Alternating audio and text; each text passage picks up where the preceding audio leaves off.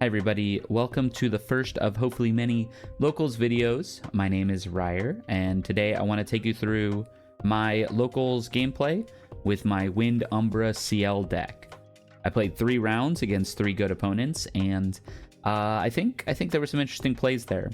So without further ado, let's go ahead and get to the gameplay. One thing I do want to mention, I guess, before we get started, do keep in mind this is locals. We're all trying to get better and we're all trying to improve. So sometimes you'll see plays get taken back. Sometimes you'll see lines reconsidered, or myself or my opponent giving each other a tip in order to get better at the matchup. So please be kind as you're watching, and I hope you enjoy. Okay, so here we have myself on the left and my local Chris on the right. I'll be playing Wind Umbra Ciel. He is on Water Astra Diana. This is a list that one of my teammates concocted a little while ago, has been working on for a while, and it's kind of caught on down here. So we have a couple people who play that. Looks like the die roll. I don't remember if I go first or second. It looks like I got second. You can see I'm on Spirit of Wind. He's on Spirit of Water. In this matchup, I feel pretty favored into this matchup, I think. I've got a lot of answers to the graveyard. I've got a couple ways to stop attacks. I've got some taunts and intercepts. All right, so we have opening hand here. I see Dungeon Guide. 2 Dungeon Guides, actually. I see a Beseech. Calming Breeze looks like Asim Protector. Stuff I'm looking for in this matchup in particular, definitely Expeditious Opening plus Baby Green Slime. That gives me a chance to suppress their weapon. Even it has Spell Shroud, but Baby Green gets around that. Things I'm also looking for in this matchup, Cry for Help. Cry for Help is pretty good. Looks like I was going second, so my draw for turn was Umbro Chevalier. Decent finisher, or a decent way to kind of get to the finish. But without too many playables in my hand right now, I think I go with the turn 1 Beseech. Yeah. So turn 1 Beseech. He says, all right. I go into CL level 1. Pretty much because I like this play. I like going into Beseech, into CL level 1. Especially going second, because you get to draw the extra card. You can see I laid the Dungeon Guides because I had 2 of them. We get the Mastery. And it also allows you to make an Omen out of that Beseech at end of turn. I went with this line largely because I didn't have a whole lot of things that could go to the graveyard. No Fairy Whispers, no Scout the Land. Excuse me, no nothing like that. So kind of just stuck with a bunch of duds. Tactical Retreat on his end step to get distance. Obviously, Diana kind of has to go distant turn 1. Unless, I mean, you can go backup Charger, I guess. But if you have the Distant Enabler, kind of have to go for it. Diana on enter will create the Aqua Mirage Whisper, and it looks like a called Guided Starlight, Constellation's Blessing, something like that. The draw card, Aether Charge was banished. He goes Recollect and Draw. Nothing prereq. I'm feeling pretty good about that. Though again, admittedly, I don't really have a play. He's got a Tactical in the graveyard, so Thurible is an option here for me. But taking a look. Kind of what he's gonna do. He throws Refreshing Charge. I remember specifically he said, looks like I got nothing to do here except Refreshing Charge. And, you know, Refreshing Charge, kind of a weird one. No real way to heal. Just kind of throwing it into the Aqua Mirage Whisper. And to me, this says, okay, he's probably trying to get something going. You know, that's a -1 Aether Charge. So I do go ahead and rip the Calming Breeze here. Again, without too much to be able to put in graveyard, I figure Calming Breeze in graveyard. Now he has a Refreshing Charge in graveyard as well. I can either use that as a float for myself, or I can put out Censor with the plan to use it as an Omen. I do believe this comes back to bite me. I do go Censor, you know, hoping for no Fracturize. It is early in the game. And with the Calming Breeze preventing that 3 damage, it also prevents the glimpse that Diana would have been able to do. So, not too upset about the use of my Calming Breeze there. My draw for turn was Veiling Breeze, so more defense. Hooray. But still not a whole lot of playables. I know what I'm doing here. I'm deliberating, do I make Calming Breeze an Omen, or do I see if he has the Fracturize and then use it as a float next turn? I decide to make it an Omen. He does have the Fracturize, and so now I have a Fractal instead of a Sensor, and he has 3 floats in his yard. Really bad position for me. I imagine those are going to get spent right now. This is the Astra version of Diana. So, yeah, goes to level 2. Going to use 2 of those floats, probably before I can Thurible. We probably have a laugh about that. And looking to load some Aether Charges in there. We got the Etheric Projection, and that is a Weaving Mana Stream. They're really good hits there. Draws 2 into memory. And really, honestly, if there was no Fracturize there, I think I'm so online, because the 2 cards he put in there were kind of unplayable. And he got 2 cards off of that. He couldn't have used those floats. Maybe I could have thought about going Thurible instead of Sensor as a way to just banish the 2 floats that he had in the yard. But now he's sitting on Diana, Aqua Mirage, plus 3 power and Aether Charges. That's at least a 4 that could be coming in. Distant would turn it into a 6. We see the Alacritus Huntress. Looks like he has another one in hand too from this perspective. Of course, I don't know that. He's going to load the draw card, Aether Charge, into it, and draw a card off the Huntress. Something nice that you can do. I'm picking up my pen. I'm already ready to take the damage here, so I take 2 from the Huntress. And then this is, I believe, 6 from all this damage in there. And then that creates a Glimpse 7 for him. What's that? 2, 4, 5, yeah, 6 into a Glimpse 7. I am not in a great spot here. I do have the Dungeon Guide in hand, but nothing to really play to get to 2 here. I didn't have a great way to get an ally in play to reclaim. You know, so sometimes that does happen with this deck. Sometimes you don't really see an ally. And I vaguely remember, but I know for sure at this point it's likely going to be me having to play this Dungeon Guide, go to level 2 with it, and then reclaim it and try to go to level 3 with that same Dungeon Guide. I see a Charge the Soul milled for my opponent here.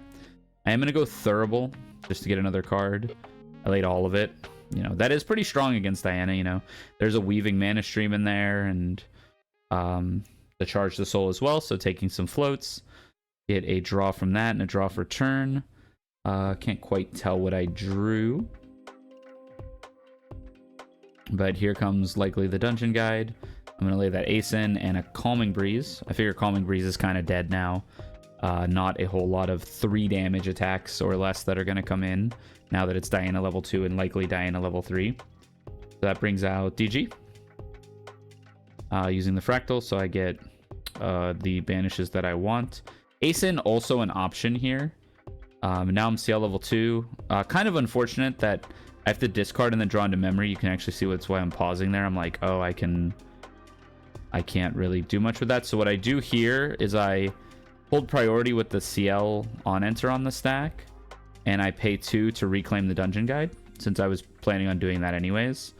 I can at least utilize some of the cards that I lay in memory with the Ciel level 2, and you know, they're just kind of junky, but it puts 2 floats in my yard, which is pretty good. The reclaim that I used to bounce the Dungeon Guide, as well as a reclaim that I sent away from there.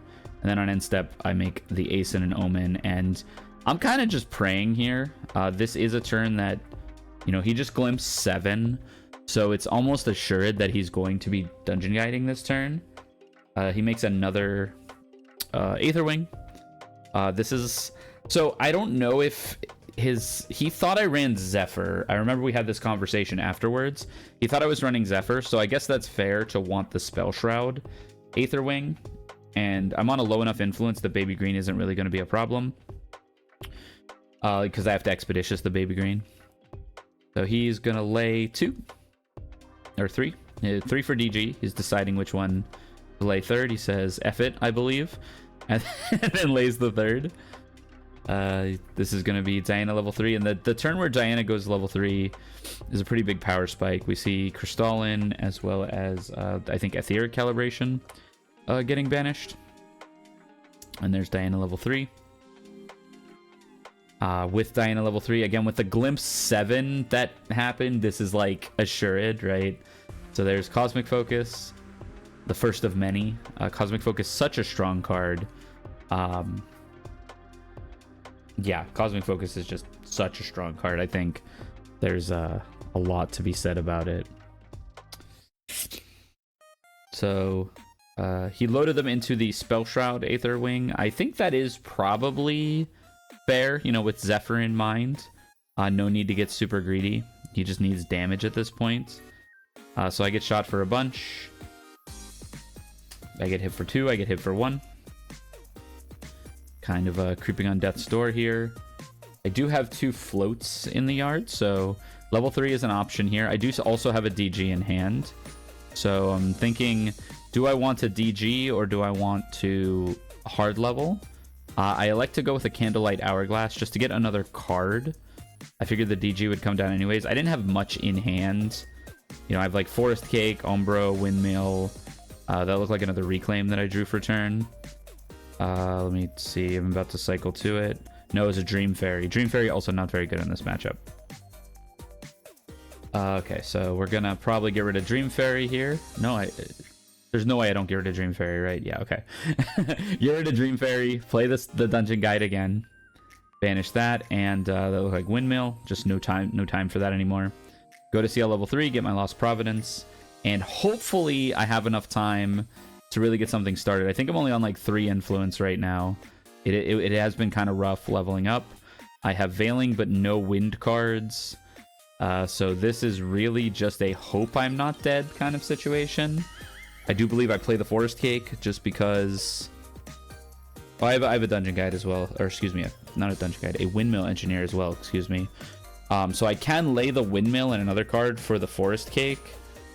Okay, I just play the Chevalier. I'm just like, okay, I'm dead if I'm dead. So I elect to clear board. So I just elect to clear board at this point using Chevalier's Omen plus her 3 attack. I figure that's like my best chance for survival, if anything. I'm pretty sure I don't survive here. Again, we refer to the previous Glimpse 7 that happened. It's probably assured that this is double or triple Cosmic Focus into lethal. Oh yeah, I remember we have a short chat here about he forgot his Lost Providence, so you can have Lost Providence. I said it's fine, you know. And then materialize Pleiades for turn. I do believe, did he glimpse the 3 with Pleiades? Okay, he did. Yeah, I didn't remember him doing that. So he glimpses the 3 with Pleiades. We knew that Cosmic Focus was there. He also happened to hit an Aether charge here, I believe. Yeah, so Aether calls that into the weapon and also casts Cosmic Focus. Cosmic Focus is such a strong card. I'm really, really impressed with it and how it works with this deck. It serves as a win condition by itself. Draws a card with the Lost Providence. We also forgot to glimpse with the Diana here.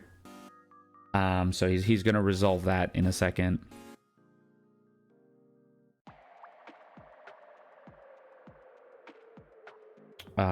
With the card that he drew in hand. He recollects and draws, but he's like, oh shoot, I forgot to glimpse with Diana when she became distant with the Cosmic Focus. Again, I knew I was dead. Like, I knew I was super dead here, so there was really no reason to try to, like, prolong it. So he goes ahead and he glimpses 2. I say those weren't the 2 you were going to glimpse. You were going to glimpse other ones. In hindsight, now that I'm watching this back, I was actually wrong. He didn't even glimpse the ones that he should have glimpsed, but I'm not stressing about it, right? I think this was a lost one anyways. The Fracturize for the Censor on turn 1 was so brutal that I don't think I had much of a chance anyways. So Cosmic Focus should be on the top or second from the top at this point. He plays Cometary Vantage, and because he has distance, he's allowed to check to select 2. He selects Glimpse 4 and draw a card. In the Glimpse 4, we knew the Cosmic Focus was there, so I know that's coming down for at least another +4. He may have also hit an Aether Charge here. I don't recall. I remember I got fairly high rolled this set, so yeah, it just is what it is. There's me putting the dice with 4 because we're counting the distance. Draws a card from the Commentary Vantage. And swing away. I don't know if that's lethal or not. What do we got? 2, 3, 9. Okay, so I get hit for 9. I am not dead by some miracle.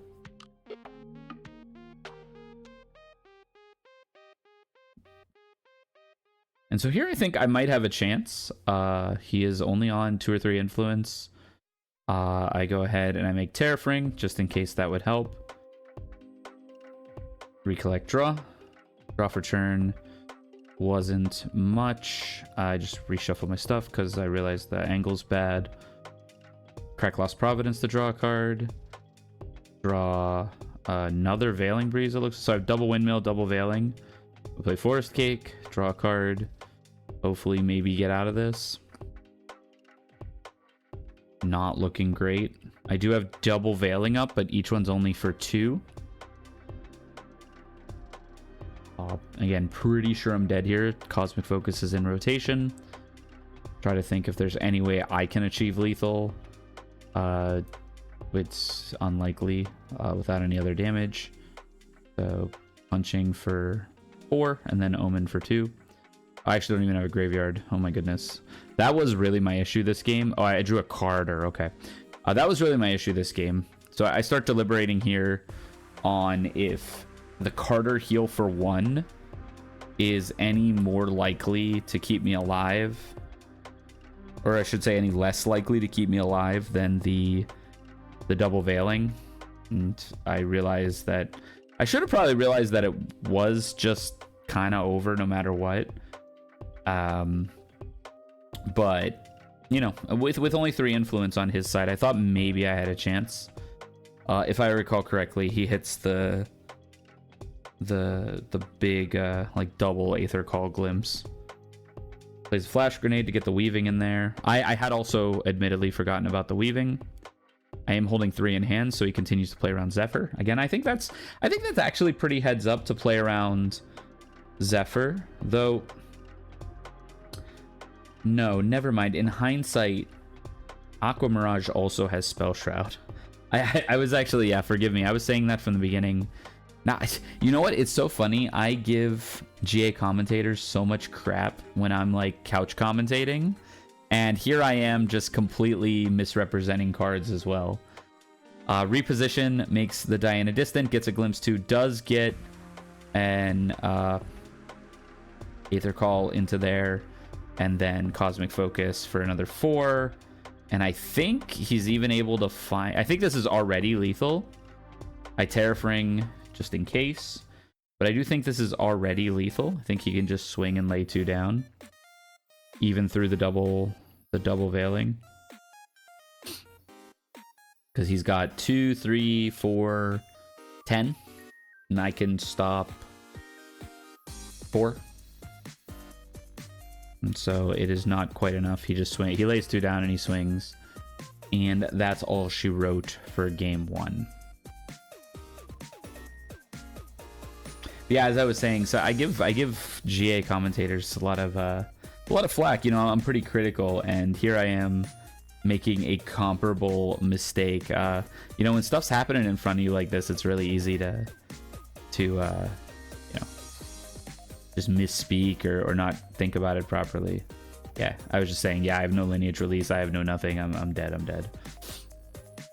So yeah, I do think this matchup tends to be pretty good, because usually what I can do is I can stick a sensor, get some of their floats trapped in their graveyard, and then from there I can Thurible them out or baby green their weapon so that all the stuff goes to the graveyard, all the Aether charges in it go to the graveyard. But I just saw none of that here. I also had to go down on influence in order to in order to like get cards in graveyard to Omen. I elected not to side, largely because he said he doesn't have a side. A lot of times at locals, I'll, you know, if they don't have a side, I feel kind of wrong siding. We do like to get the practice, like the proper practice. Thinking about my side deck, though, it's also not terribly equipped for this matchup. I have a call for help, or cry for help, excuse me. I have a cry for help that I can bring in, which might help a little bit. I have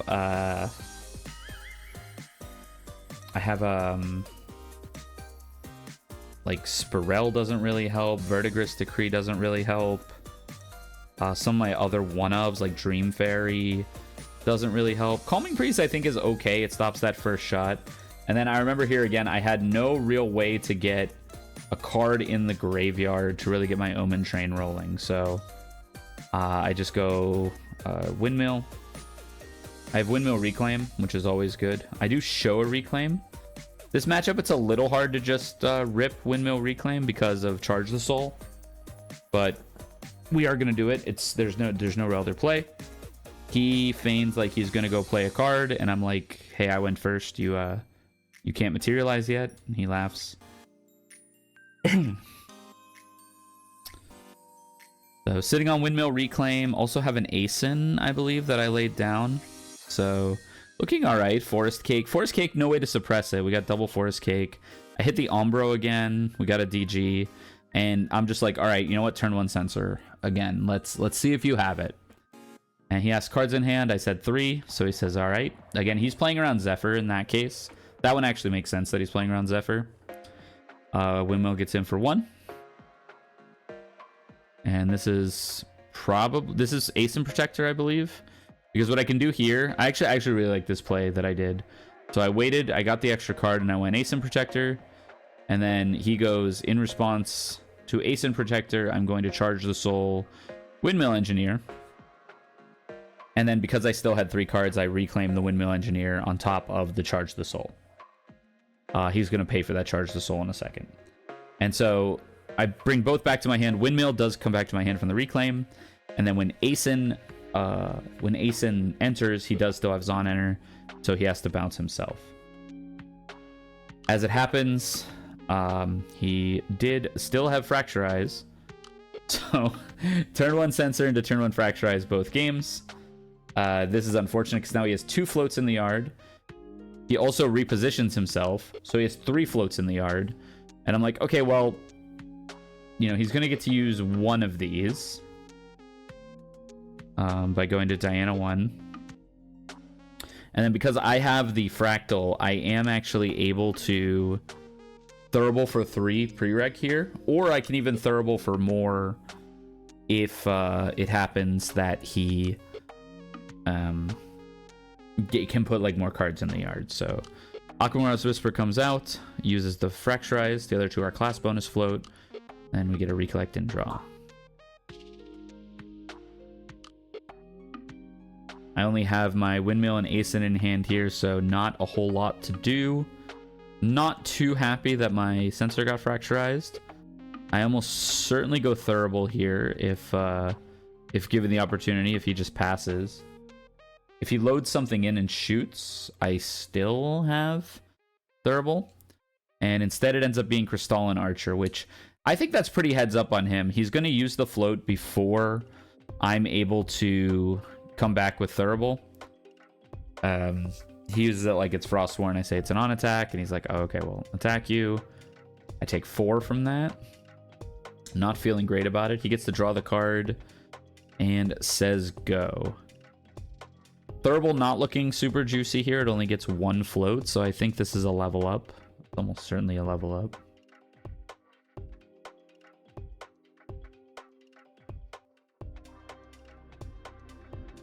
He is still his turn. I thought he was done. Etheric Calibration. It's one thing, even though this is the Astra variant of Diana, it doesn't run a ton of Astra. It runs a decent amount of Astra. But all it's really sacrificing from the like traditional Carp Song Diana deck is the frogs and the Carp Song and some of the like Looking Glass pieces, like Cat and Ranger Strides. You run Cosmic Focus instead of Ranger Strides, obviously. And so I don't know. I think it works pretty well as an aggressive deck too. Sometimes it does just get the beatdown going like this, especially with Crystalline Archer. So that is a shot for 1, 2, 3, which is a glimpse for 4. Etheric Calibration in the graveyard, not super scary. There is a Charge the Soul there. I do have the opportunity again to Thurible for 3. What's a Fracturize in the yard? Do have an opportunity to Thurible for 3 here. Oh, there's my packs. I'll open those in a second. I don't think I pulled anything good. I like to take the level up here, largely because I'm like freaking dead. You know, just one more good shot next turn, or like DG plus Cosmic Focus. Like level up into DG into Cosmic Focus is like a lot of damage. So I like to take the level up. I don't really have a great way to get something in the graveyard again. Again, no like Fairy Whispers, no Scout the Land, nothing like that. And so I'm just laying, what is this, 3?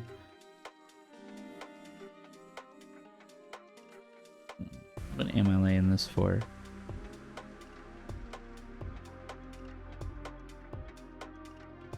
This DG, I might be DGing to 2 here. I think I am thinking of DGing to 2 here. And then using Asen to pick up the DG. It's really a rough spot when you don't have those cycle cards early. I'm hoeing and humming because yeah, there's definitely no great play to be made here.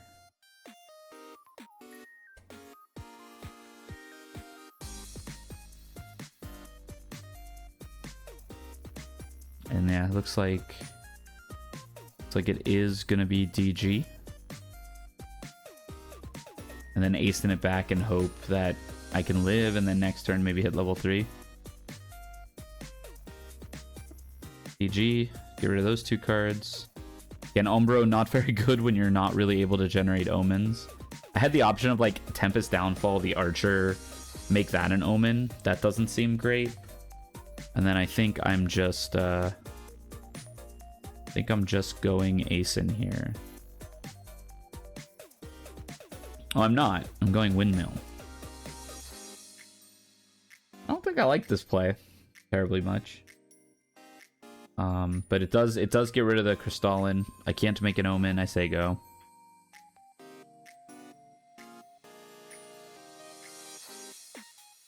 Diana level 2 is coming, so I could just be dead here. Diana level 2 into Dungeon Guide. There I am opening my packs. I get a Tri-Castles. Nothing super great there.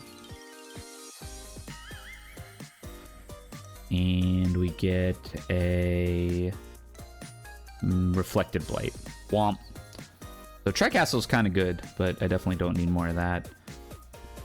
Bulk for the bulk pile as I'm getting shot by Diana. Diana level 2 is going to load 2 Aether Charges in there. Draw 2. And I figure there was a Glimpse 4 previously, so I figure DG pretty likely here. I think this deck is quite good. I think the Water Astra Diana has a lot of legs. And again, I think normally when I bring this deck, I'm a pretty good matchup into it, but for whatever reason, nothing really came my way. There is the DG, to the surprise of nobody.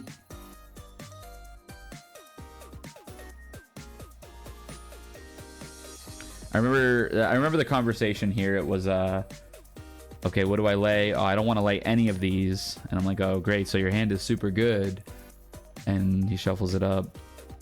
And I think one of the ones I picked, he was like, I wish you didn't hit that one. Oh yeah, the Reflection. And he's like, I wish you didn't hit that one. And I'm like, that just means the rest of your hand is better than that one. And so we had a chuckle about that. There is Moonpiercer into the Lost Providence. I'm in danger for sure. I feel like a Cosmic Focus is coming because that's all I remember about this game is getting Cosmic Focus to death. Backstep. Backstep draw 1. Maybe a Miracle draw. I don't remember if that's a setup draw or if that's a random draw. I feel like with the Glimpse 4, it's probably Unknown Draw. And then Glimpses 2 off of the Diana ability. And loads them both into the gun. I'm tilted at this point. Not like in a serious way, but it's like, oh, come on, dude. You really... you really got all this in your gun? And then here comes for like a billion, right? I think I take 10 here. What was that? It was 2 2s, 2 1s. That's 6, 7. I think it's 9 from the shot here. Glimpse 10.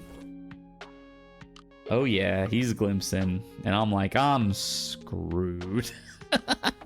I like, what am I gonna do here, right? I don't even have the DG back in my hand. So let's rewind. Let's rewind and say, oh, what if I ASIN protectored instead of windmill engineering? Yes. Oh, okay. Well, you know what? Hold on, because if I ASIN'd instead of windmill engineering, I would have had to use either the ASIN to clear the Crystalline, or the Crystalline was just killing my ASIN. That's the conclusion that I came to, I suppose.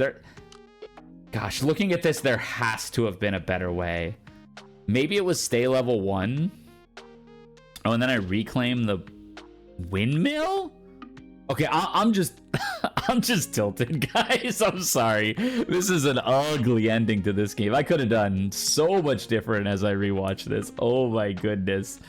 Oh my goodness. Okay, here comes... Do I have another DG? What the what am I doing? Just playing the ASIN. Hit you for 1 with DG first, I guess. Man, this... So what I should have done instead of the DG, I think I had the cards. I think it was Windmill, punch the Crystalline, ASIN, and then Windmill again, punch the Crystalline. I don't know if I actually had the cards for that, but I played a DG, which is 3 cards, and a Windmill, which is 2. So I had 5 cards, plus the Windmill, and then I had 3 cards in hand afterwards, so I had what? 10 cards. So that's... Oh no, I'm one card short from doing that. And I'm just kind of rambling at this point because I'm obviously giga dead, I think. I was like, I hope this ASIN protector keeps me safe. Spoiler alert, it does not. I think my head cam goes out here for a second, so just bear with me when that pops. And then we will watch me slowly die. I was trolling this set. I think it was just DG ASIN. No, I don't think that changes anything. I don't know what I do in that scenario then.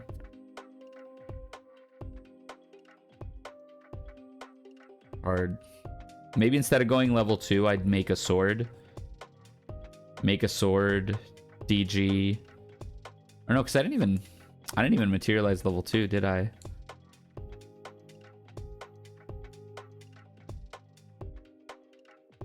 So Teardrop Diadem. Also, shoutouts to Teardrop Diadem. Very strong card. That's going to go ahead and allow him to draw 3 into memory. Diana has so much float. I mean, you can see how much the sensor mattered in both of these games. It is just unfortunate that the Fracturize was there and I had no response.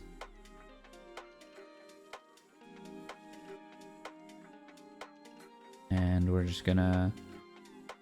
he's gonna go like +5 or +4 on this turn. The Lost Prov and the Diadem. And then the Cosmic Focus begins. I think at this point I just said, hey, do you have a way to clear my ASIN? And he says, yeah. Oh, he played another Cosmic Focus. That's where I said, I'm like, okay, yeah, you definitely have lethal. Do you have a way through the ASIN?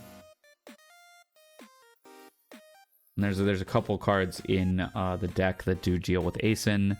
I think it's called Vanishing Eclipse is the main one. It's the one that puts a creature on the top of its owner's library. Or an ally, excuse me, on the top of its owner's library. Astrocyte. Looks at the card again. Puts it on the bottom, draws the Cosmic Focus. That we know is there. This is the third Cosmic Focus of the turn coming down. I don't know what I'm pointing at. Oh, the Cosmic Focus wasn't being put. And then there's the third Cosmic Focus of the turn. Get that in there. You're +8. And I'm like, all right, that's good. Do you have a way to deal with Asen? And he's like, yeah. And I'm like, all right, GG. So, got O2'd in a matchup that I normally feel pretty favored in. I think the draws were a bit clunky. I couldn't really make omens. I couldn't really get much started.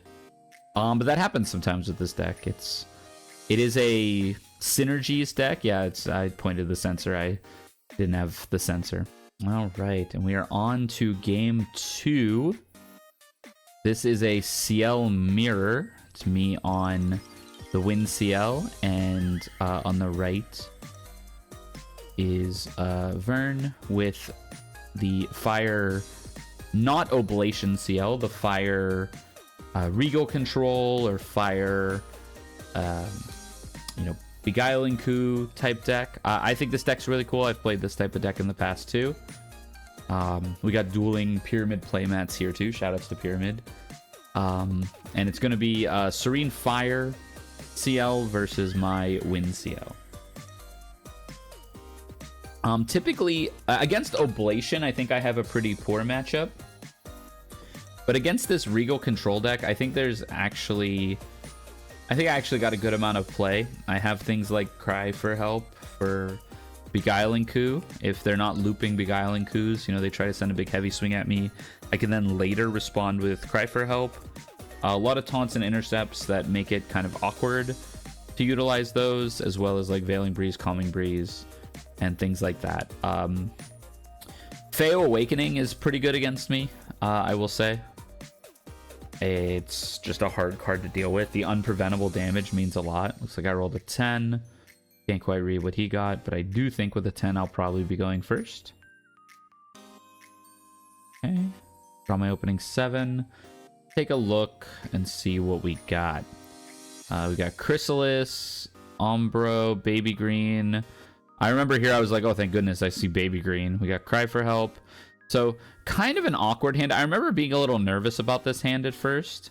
But it's definitely got some play. All we need to see is like one Forest Cake or even just materialize a Candlelight Hourglass, and we're off to the races. So I decided to pass on turn 1. Nothing too surprising there. Really don't have a play. I think in hindsight, one of the things I could have done here was play Chrysalis at fast speed on my opponent's end step, just to get something on board. Oh, it looks like I did have Expeditious Opening. Pardon me. I thought that was Veiling. So I had Expeditious Opening. Expedition Opening is a great card because it replaces itself. So it acts almost like a pseudo floating memory, wherein I can pay one. I can pay 1 after drawing the card to utilize it. And I'm so sure I'm going for Hourglass here, just to have a cake in play. I lost Heavy Swing. That was the card that I drew off of the Expeditious Opening, so kind of unfortunate. But now we can get started. I also drew a Forest Cake, immediately punished, of course, right? If I knew I was going to draw the Forest Cake, I could have played any other card. But now we got Baby Green rolling, with Forest Cake, with Candlelight Hourglass even. And so all of our cards kind of become redraws. Hit for 1 with the Baby Green. Forest Cake comes back in, draw a card. Now I'm looking for Ace and Protectors. I'm looking for Reclaims. I'm looking for anything that can get value out of these suppressing creatures. So we got Creative Shock, discard Liminal. Hits Creative Shock again. And I believe he ripped Liminal off of the blind Creative Shock. Yeah. So I'm shaking a little bit here. I'm like, oh, yikes. That's double Liminal. So this is, of course, a level up. I was going to point at one, but he decided to shuffle them. I wasn't, like, tracking or anything, I swear. Give me that one. Take Beguiling Coup. I remember that being relevant, too. In comes The door. Oh, also just a heads up. This is a really long one. This match was really long. This Ciel mirror. Just keep that in mind. Recollects and draws after the level up. We got Liminal going into me, and I was like, he was like, no, baby green, and I'm like, okay, yeah, that makes sense. And then into me.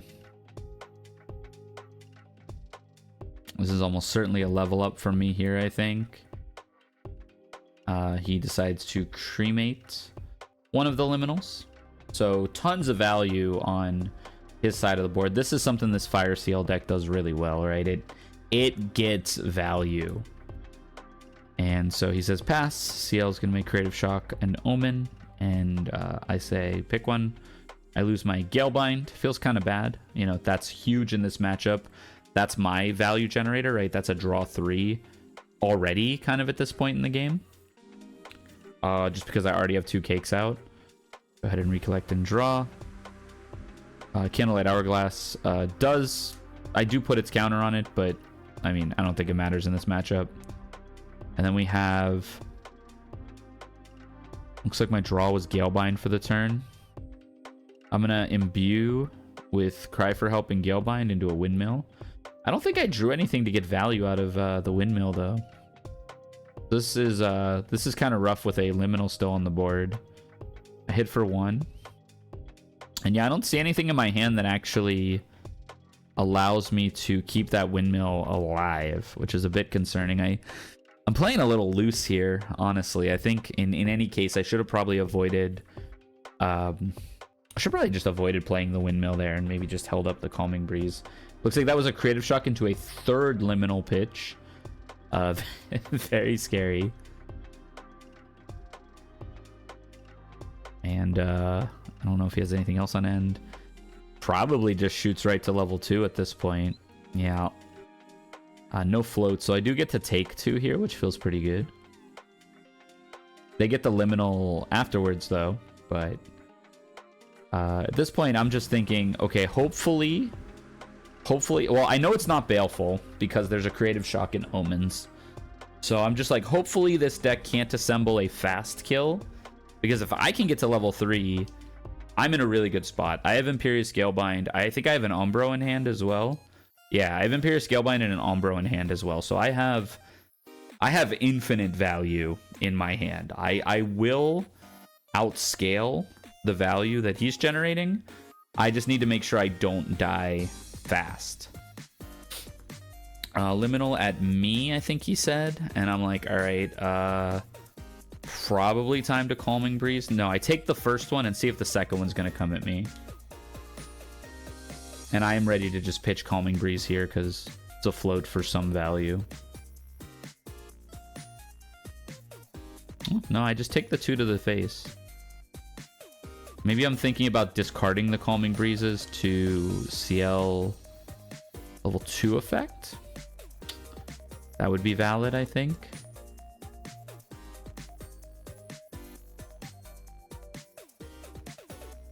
Alright, he goes Unmake Duality. Just a ton of card draw in his hand, but nothing to really, like, do with it. There's a, like, you know, decks like this, a lot of times you have a lot of card draw, and it just exists in service of the other card draw.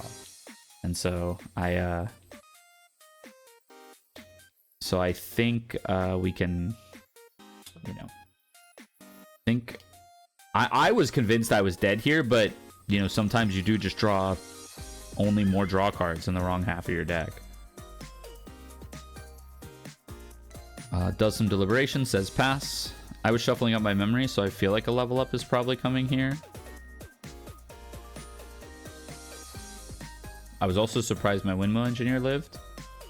But I guess my hand screams Reclaim, right? So it's probably not too surprising. I also have half a mind to go Thurible here. Just to draw a card.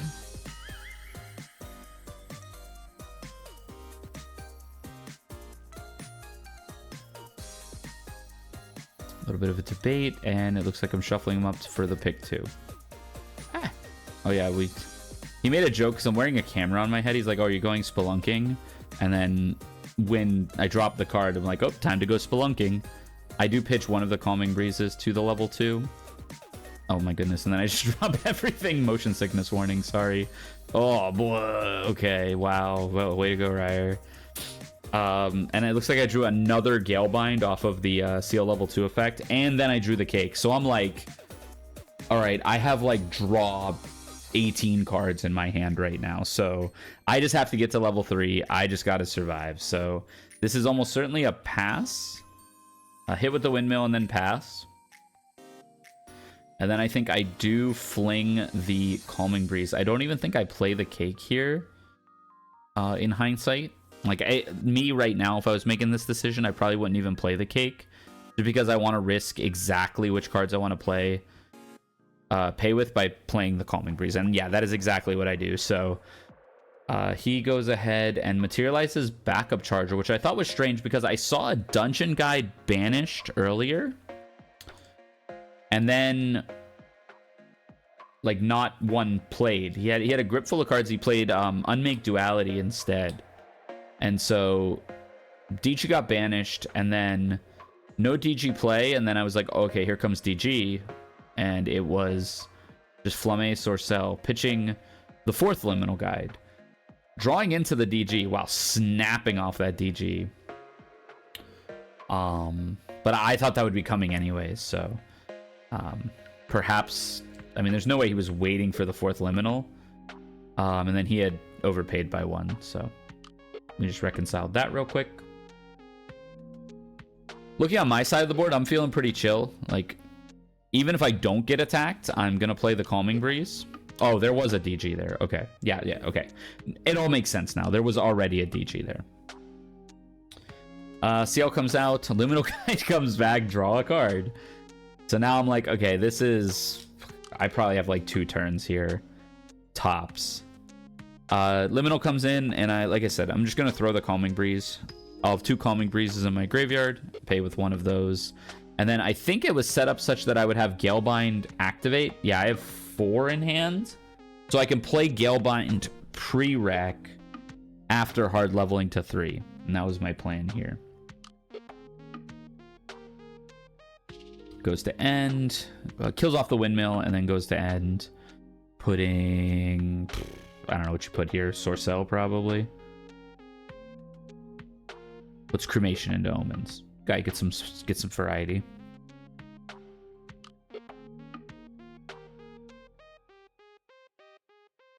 Okay, so I use both Calmings and 1 of these 2. We lose the opening, no big deal. Go to level 3. And now it is party time. So pre-rec, we go Imperious Galebind, targeting both of my redraws, and then I don't have anything else to target. So I target his Power Cell. Power Cell being a token, it'll go away. It'll turn off Turbocharge. I'm like, you know what, maybe that's relevant. And it's kind of free, so no big deal. Recollect and draw. Looks like I drew a Fairy Whispers. Nothing too impressive there.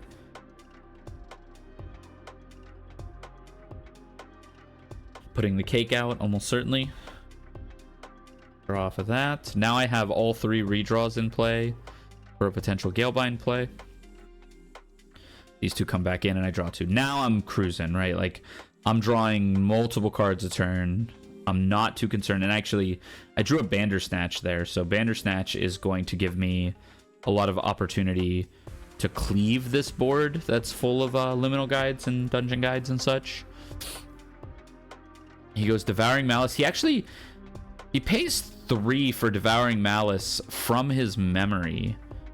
And this is, we talked about it later. This is definitely a misplay. This is Devouring Malice, pretty good card, but against this wind suppress strategy, you saw me poke my head out there. I was saying, is that an item? So yeah, it's not gonna be there long.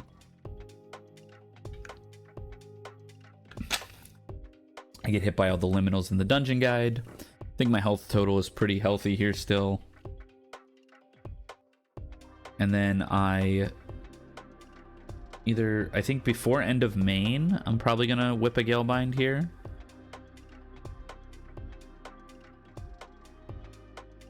Yeah, activates the Devouring Malice just to ping me. I was like, okay. Takes it back. So we had the discussion, you know, hey, when does this like untap? Like, how often can I use it? And it was once per turn cycle. So he's like, all right, I'm just gonna wait, because he saw it coming here. And I go, big old Galebind, draw 2 and turn off your Malice. I like this too because it put the pressure on him to use the Malice's best mode, which I think is the draw 2 mode. And he does go ahead and do that. So he takes 8 to draw 2, and then the Malice gets suppressed. I did it before end of main, so as we go to his end step, I draw 2, the Malice comes back. The Malice does not get its counters back because X is how much you paid for it. So when it gets suppressed and comes back, there's no reference for X, or rather X is 0. It wasn't paid for, right?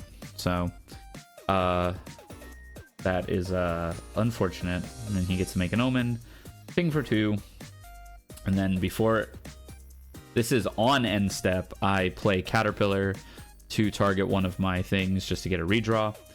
I don't know if this is right. I would have loved to do that before end of main as well, but what ended up happening was I didn't want it to get killed by the Omen ping. So 1 card in hand. Oh, this is me having said I forgot Lost Providence. Everybody forgot Lost Providence tonight, you know. It's the new Looking Glass. So this was me saying I forgot Lost Providence, and then I make Armoire with the goal of getting back Galebind, recollect, draw. It's like I drew an Umbra card for turn, probably a Chevalier. And yeah, now, I mean, essentially I have the value here to just continue redrawing cards. I have a million cards in hand. We send in the Worm. It's just a matter of finding lethal. And so the plan here is to loop around the Chevalier and the Galebinds until my opponent is dead.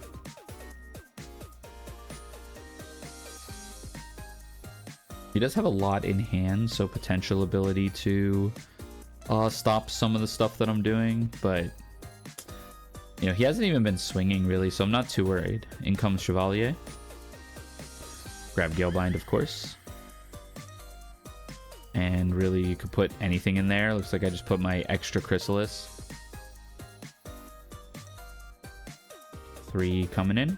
It's just... Oh, I do clear a Liminal. Interesting. I was going to say it's kind of a race at this point, but I just decide to send it in.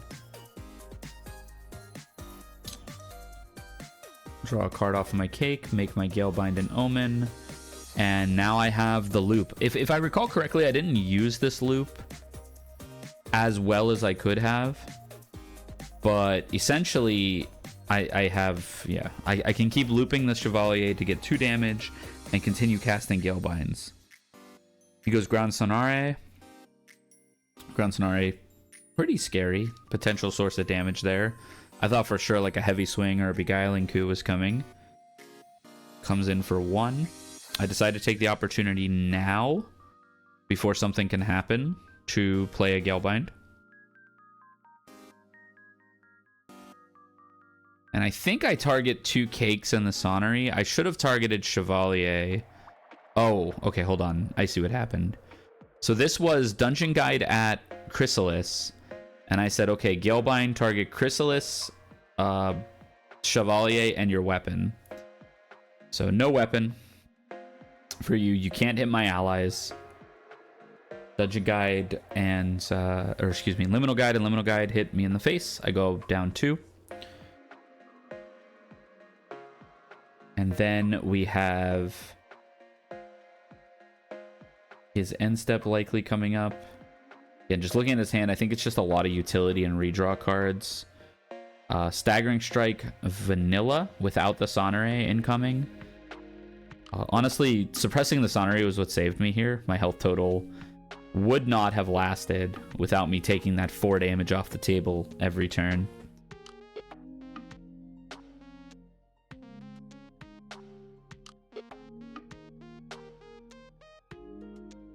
Makes the Staggering Strike an Omen. I take 2 more, and on end step, I just informed him that these 2 would actually be back on board before He decided on an Omen target, but he said it's fine. I still want to send it at face.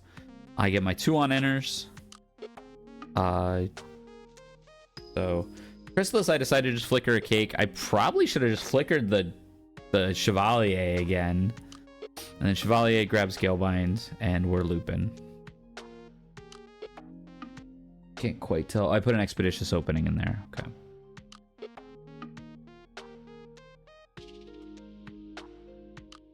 Comes to my turn. I feel fully in control of the game at this point. Again, I think realistically the move here is to pre-rec a Galebind on Umbra and my 2 redraws. But I don't remember doing that. So I don't think that's actually what I end up doing here. I make the free sword just because I don't want to lose any cards out of my memory. And I'm at 4 omens. So it's just like, okay, this is a little bit of damage. I need to get on with winning the game. Oh, I do pre-rec Galebind. Okay, let's go me. And it should be Chevalier and my 2 redraws, but it looks like I targeted his sword.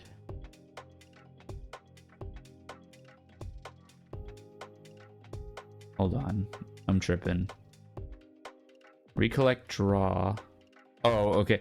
So, I don't really like this play. I think I really wanted the 3 damage with the Umbra, and I just don't think that's necessary in this case. I think just making sure that I keep the Galebinds going is way more important. That said, I do have Mangiome Armoire here, so I do have Galebinds continuing to go. He decides to Resolute on the Umbra attack, so I don't get a ton of damage through here.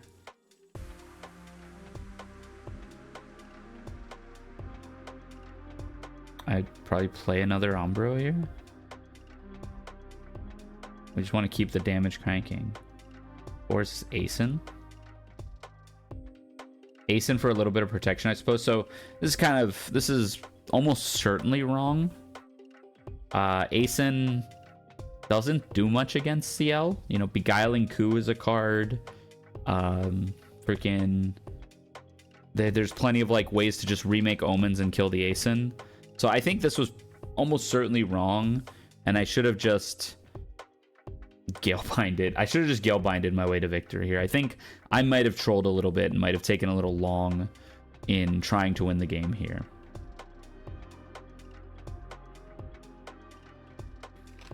I make Galebind an Omen. I have Armoire access to it, should I need it.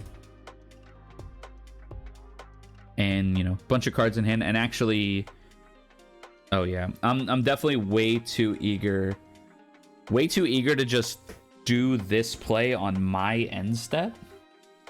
I don't even know what I was afraid of, but I used the Armoire to grab back the Galebind and Galebind for 2 redraws and put the sword away. And because this is my end step, excuse me, because this is my end step, it won't come back on his turn.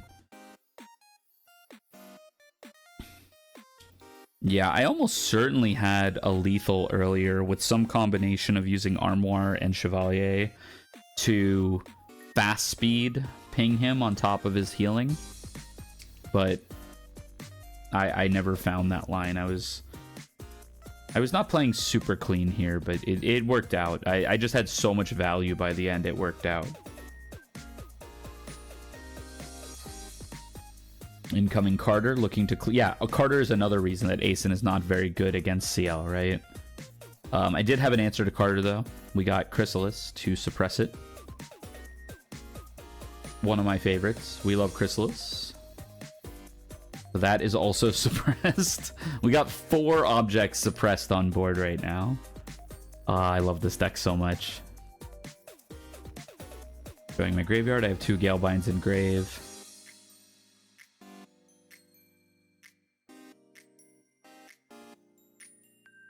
Coming in for 1 on the Caterpillar, which, yeah, that definitely was kind of a throw with the Caterpillar. And then 1 goes into Asen. I was like, oh shoot, he can still kill the Asen here. Not sure exactly what would have done it. Flamme to draw more cards. Definitely looking for an out here. Looking for a beguiling. Looking for something. I wasn't quite in lethal range, but, you know, Ciel can pump out a lot of damage, so... I don't want to say, I guess, assuredly that I'm not in lethal range here, given he finds a beguiling or something of the like.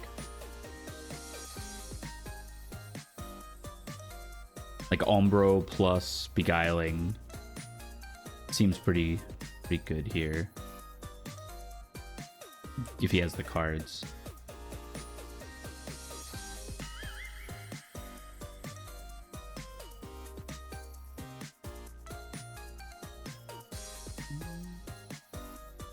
Deliberation on his part, and I'm feeling super comfy here, so it's really just me saying, can I find the damage? Because now abnegations are going to start to loop. Abnegation being a heal for 8, it's pretty dang strong.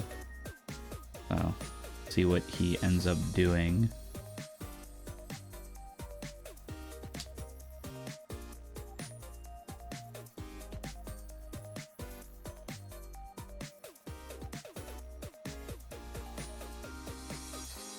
Yeah, makes Abnegation an Omen, uses the ping for 2 on me, because the Aeson can't be finished.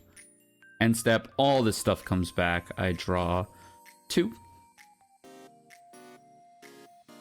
Not much going on. I do have a Carter of my own now in hand.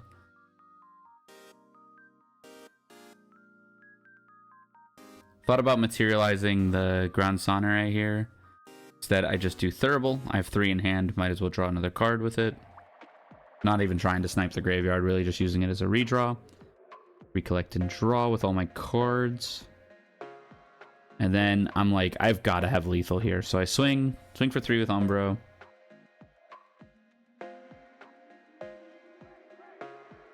Thinking, yeah, he could have another Resolute or something like that too.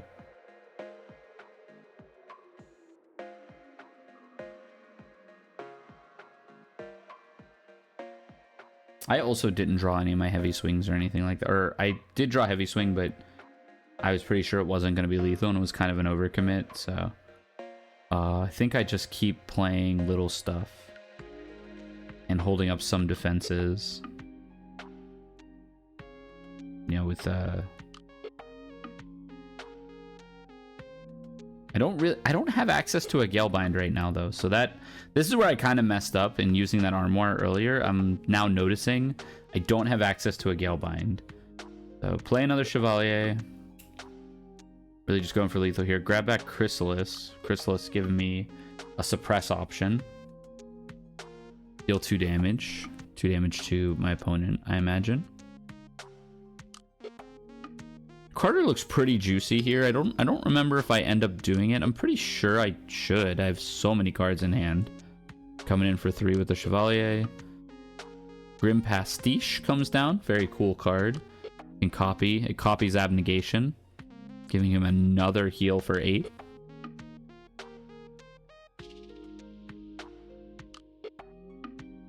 And in my head here, again, I said this was a long one, right? In my head here, I'm just thinking, okay, I've got this pretty much on lock. It's just a matter of time before I can close it out, right? As long as I don't get pranked, as long as I don't take too much damage, I think I will be fine. Because I think at this point I even have Veiling Breeze for like 1 billion. So I decided to play Carter, sack an Umbra.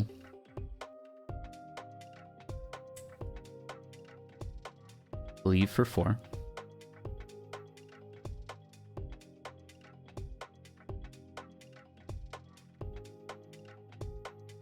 Leave for 4 is successful, so I get a heal for 1 from their Carter dying and 1 from my creature dying, but also my opponent gets the heal for 2 because Carter is symmetrical like that. And then coming in with my weapon just to draw a card. I think this is for 5.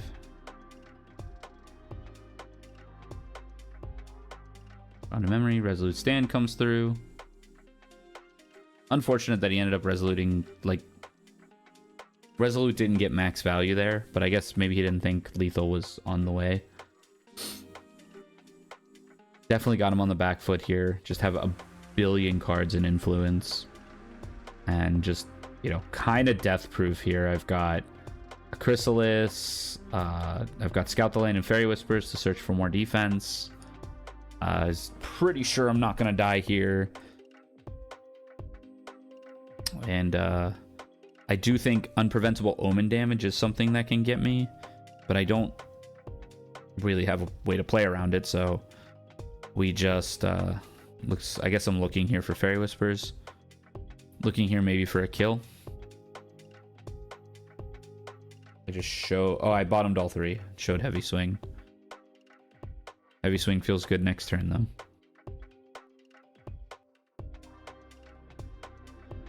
Gets to a point in a game like this too. So we play untimed at locals most of the time just so we can practice and such.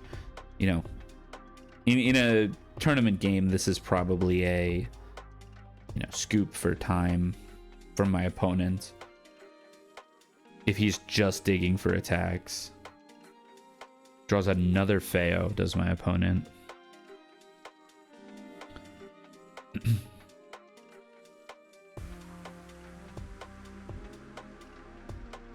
Waiting on his move. Creative Shock. In my head, it's, you know, I'm just like, oh, he's still digging. Has not found what he needed. I should be fine, because I don't think any singular card kills me here. It's possible, but I don't think any singular card kills me here. And then here comes Sonore. Probably... Oh, I just intercept with Asen. Okay. Yeah, no trickery here, no attack card. I just intercept with Asen. I could have done something to the effect of Chrysalis. Suppress the Asen, keep it alive. But I didn't want to lose the Chrysalis to an Omen trigger. And so... And I'm so far ahead. I'm just like, you know what? It's fine.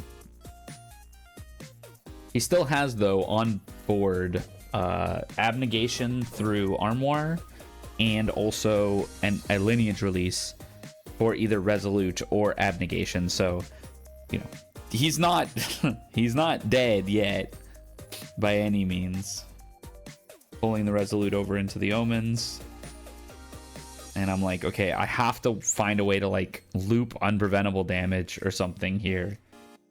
And that would be using Chevaliers and lineage releases and things like that. And I think actually, no, I guess without Armoire, I can't really get main phase access to a Chevalier. But here I know Heavy Swing's on top, and I know Resolute is not gonna be enough. So I grab the Grand Sonore. I say select one. He plays the Abnegation now. He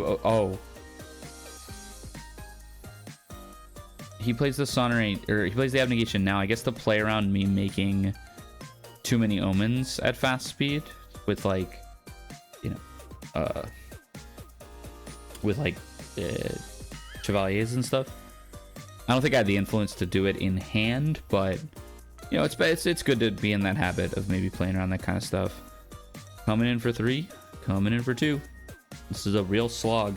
This CL deck, you know, with the printing of Abnegation, this CL deck has a real good time staying healthy. A real good time playing defensively and, you know, looking for their win kind of over time. We decided to rewind it at this point because I think he saw that this was like turbo lethal. And so he grabs the Resolute, or no, he grabs the Abnegation with the Armoire. Things 2 damage at me, I think.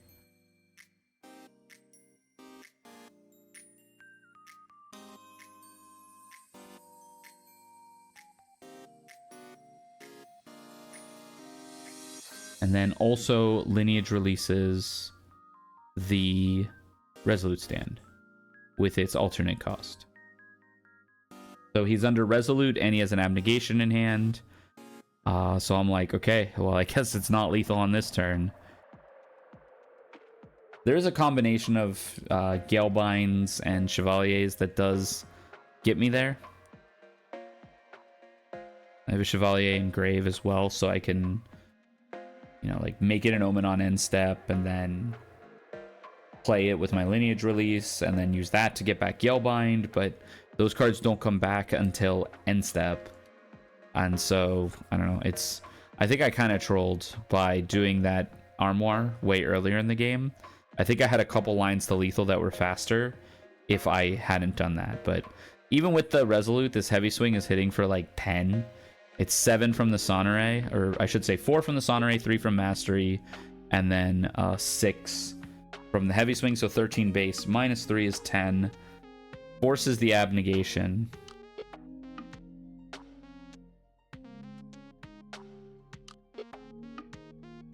And then I really didn't play too fast Omen Creation this game. Though as I'm watching this back, I really didn't play to fast Omen Creation. That's something that you can use on top of opponent's healing to really get them. This looks like an Asen. Bouncing the Chevalier. I'm like, okay. Yeah, I need to get the party started again, basically. Then I moved end step. Probably put Heavy Swing into Omens. It's Heavy Swing or Chevalier. Yeah, apparently it's Chrysalis. Kind of an interesting choice there. I'm not sure why I selected Chrysalis when I already have Galebind in there. I think Chevalier would have been the right choice, because then you have like end step, fast activate Chevalier, grab back Imperial Galebind, or even end of main, fast activate Chevalier, grab back Galebind, play Galebind, and go from there. Unless I'm only on 2 in hand. I am only on 2 in hand. Okay. I don't know why I played this Asen. Again, I'm definitely not thinking about Beguiling Coup. I'm not thinking about... he doesn't have Armoire in play anymore, but, you know, Carter of some sort. He plays the Terrafring, just kind of all that's left. He said that last card in his material deck was Inert Sword. So kind of just left with that. Swing Sonoré into Asen again. I get another Retaliate out. They just without Beguiling Coup, the Asen is good. But this deck is on Beguiling Coup. So Stalwart Shieldmate comes down.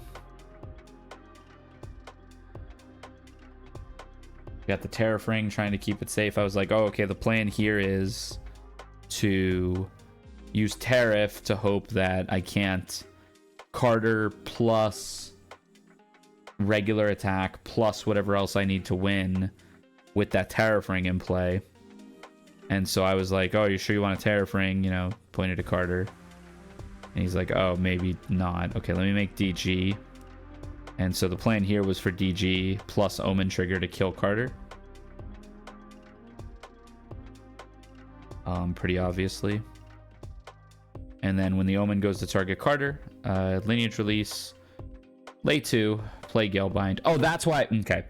That's why I made Chrysalis an Omen. Chrysalis was made an Omen because I only had 2 in hand. And so, yes, I can Galebind already, but there's a world where I want to Chrysalis instead for the 1 damage if I only need to suppress 1 thing. But because he went for my Carter, I went, and it was in the end step, I went for the Stalwart and the Terrafring. So those go away, and they'll come back on my end step. Swing for 1 billion. Plays Feo, just because he's going to be Lineage releasing anyways. He's Lineage releasing away his fire. Feo was not enough damage, and it's still lethal.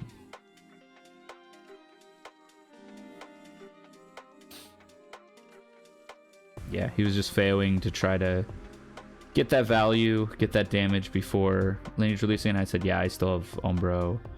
So that's game 1. Ooh, what a long one. that was a good one. I think that was a good game. Couple not quite misplays. Like once you get so deep into the game state that like, you know, there you just have so many options. I don't know if anything is particularly a misplay. I don't think anything I did outright exposed me to like losing the game on the spot, except maybe the couple times I played Asen when it was very possible that I was just dead to the Beguiling Coup.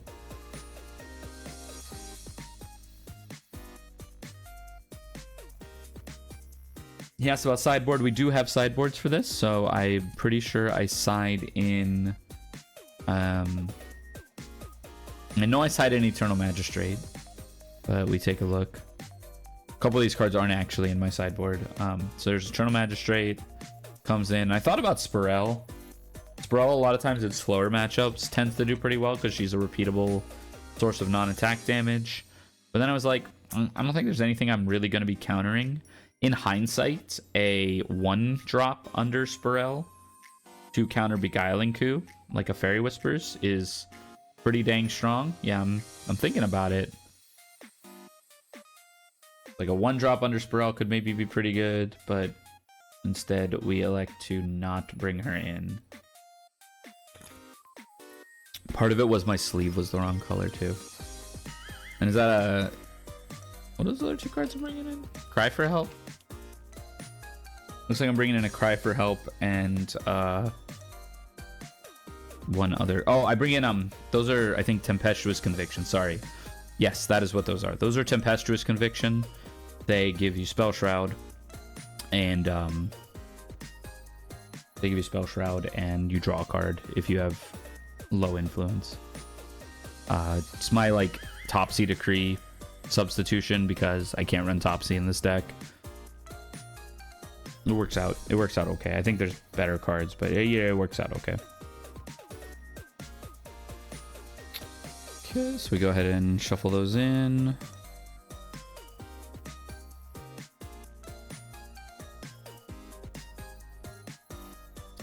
And we're off to game 2. I can say for sure that this game is a lot shorter than the other one.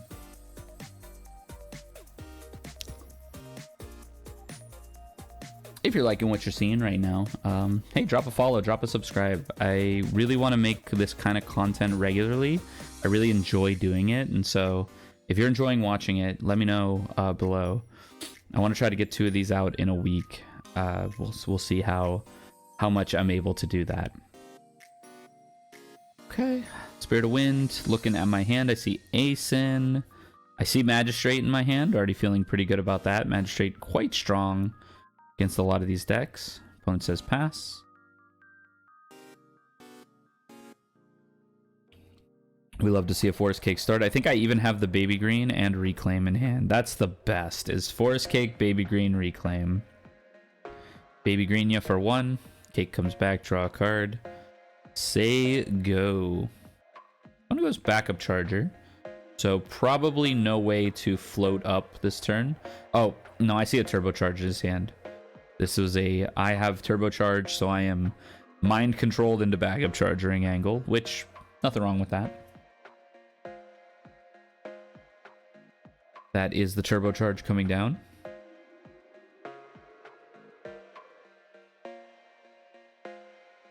Against a lot of these, like, Serene, turbocharge, like, influence gathering decks, I really like that this deck has the chance to sometimes just bring the beat down.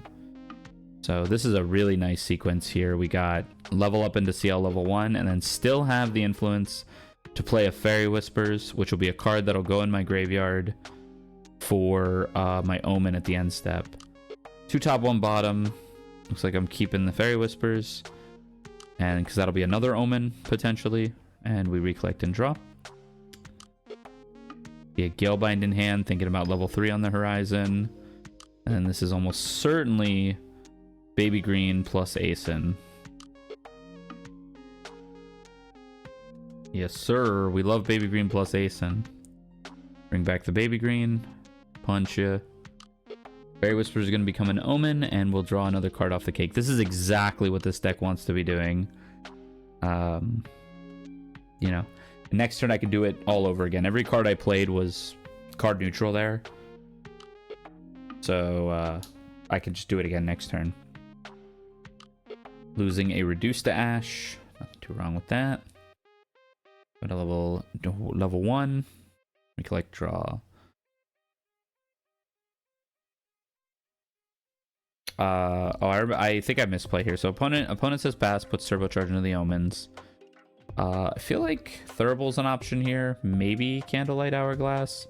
I go Censor. Interesting one on the sensor. I think the idea there, I guess, is just, hey, you didn't do anything on your going to level 2 turn. Maybe you're trying to creative shock float. Maybe you're trying to get a float in your yard. Turns out he did have the reduced ash, though. And so sensor got reduced. Fairy Whispers brings up Expeditious Opening. And we recollect and draw. So I have the Expeditious Opening in my hand here. And I definitely trolled this. So I counted the cards in my hand wrong. So I went Baby Green. And I was like, can I Ace and Protector the Baby Green back and Expeditious Opening and Imbue Eternal Magistrate? Because based on what my opponent's been doing, it feels like go to level 2, DG to level 3 is on the table. And so I determined that I could not.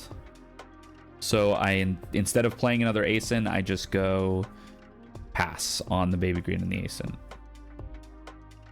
When it goes Inert Sword, really looking to kill this Ace-in Protector.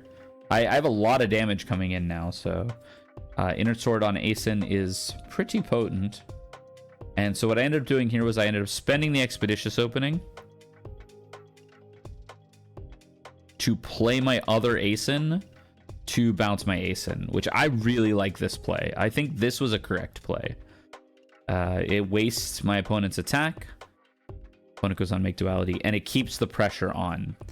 The play that I make during this next turn is the one that I'm pretty sure I trolled. Because I mentioned the Expeditious Opening into the Magistrate, but I used the Expeditious Opening here to play the Ace-in. That's not by itself a problem. Because I do have Armoire, and I am thinking about going Armoire here. So I make Armoire. Or I think about it for a second, because level 2 is also an option here. And dig for DG. When I'm thinking about going Stalwart. Just says go instead. Tells me a lot here. Tells me, hey, I don't want to lose more cards. I don't want to lay cards and risk them. So I'm like, okay, this is almost certainly going to be DG on the following turn. Let me use Armoire. Armoire can buy back Expeditious Opening. And then I can Expeditious Eternal Magistrate on the DG and probably put enough pressure to force the Lineage Release. Maybe even win the game. Because I drew a Heavy Swing. And so there's a couple options I had here. Option number 1 was don't Heavy Swing. Just hold more cards. But I countered and I still had 6 cards after Heavy Swinging. Which is for 7 here. And I think this forces Lineage Release. I've put so much damage out there. I don't have the life totals in iShot as I'm commentating this. I apologize. I got to get better about that. But, yeah, so... yeah, it's all the fire cards are coming down. This is definitely going to be a Lineage Release. Pitching some floats. Lineage Releasing. And yeah, the Heavy Swing was coming in for lethal. And so now I'm like, oh, I forced Lineage Release. I'm in a great spot. And then I just completely trolled and imbued the Eternal Magistrate. I'm like, oh, how's he going to clear this? And there's an Inert Sword, like, literally sitting on board. So instead of just waiting, buying back... oh... yeah, I just completely changed course. This is actually a good lesson in sticking to what you're trying to do. Because my plan the whole time from the beginning of the turn was to use Armoire to get back Expeditious Opening, to play the Eternal Magistrate in response to his DG. And instead, I was like, oh, I drew Heavy Swing. So I got mind control. I was just like, oh, I'll throw the Heavy Swing. And then I'm like, oh, a Heavy Swing next turn would be sweet too. Let me make Heavy Swing the Omen. So not only did I basically waste a Materialize, I not only did I basically waste the Materialize, I let him DG, assuming he draws it here, which it's like he's drawn 12 cards or something, so he's almost certainly finding it. I let him DG, and I don't have a good play, really. I mean, I could buy back Heavy Swing, but realistically, if he DGs and goes to 30 health, Heavy Swing by itself isn't enough to kill. So very disappointed. I think this is probably my low play of the night. I definitely could have done better with that, and I just didn't.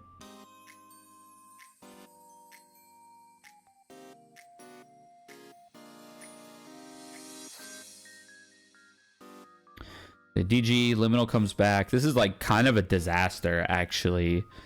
I mean, yes, my opponent doesn't have fire, so it's kind of a disaster. It's still kind of a disaster because he had the 2, and then the Omen will kill the Asen.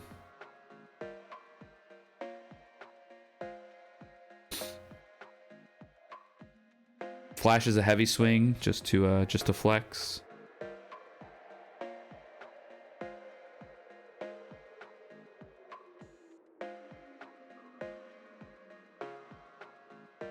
Let's reduce into Omens.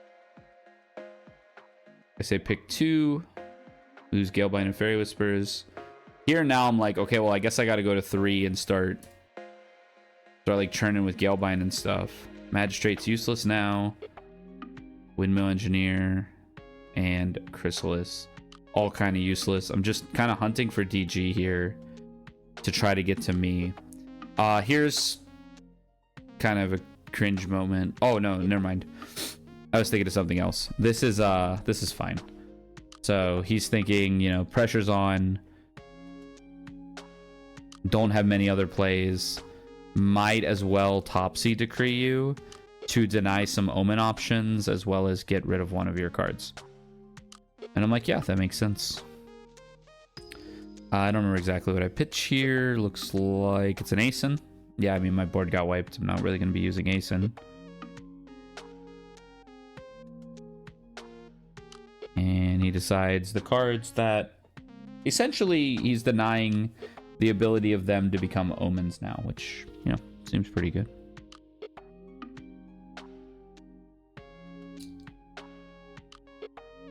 Yep, Baby Green and Expeditious. Again, I don't think that ends up being terribly relevant, but it does. The discard a card was pretty rough. I think it made me 1 off lethal later. Horse Cake comes in. There's Galebind. Now we just got to hit level 3. Horse Cake comes in. Can't wait. Can't wait to hit this level 3. I just say go. Make an Omen.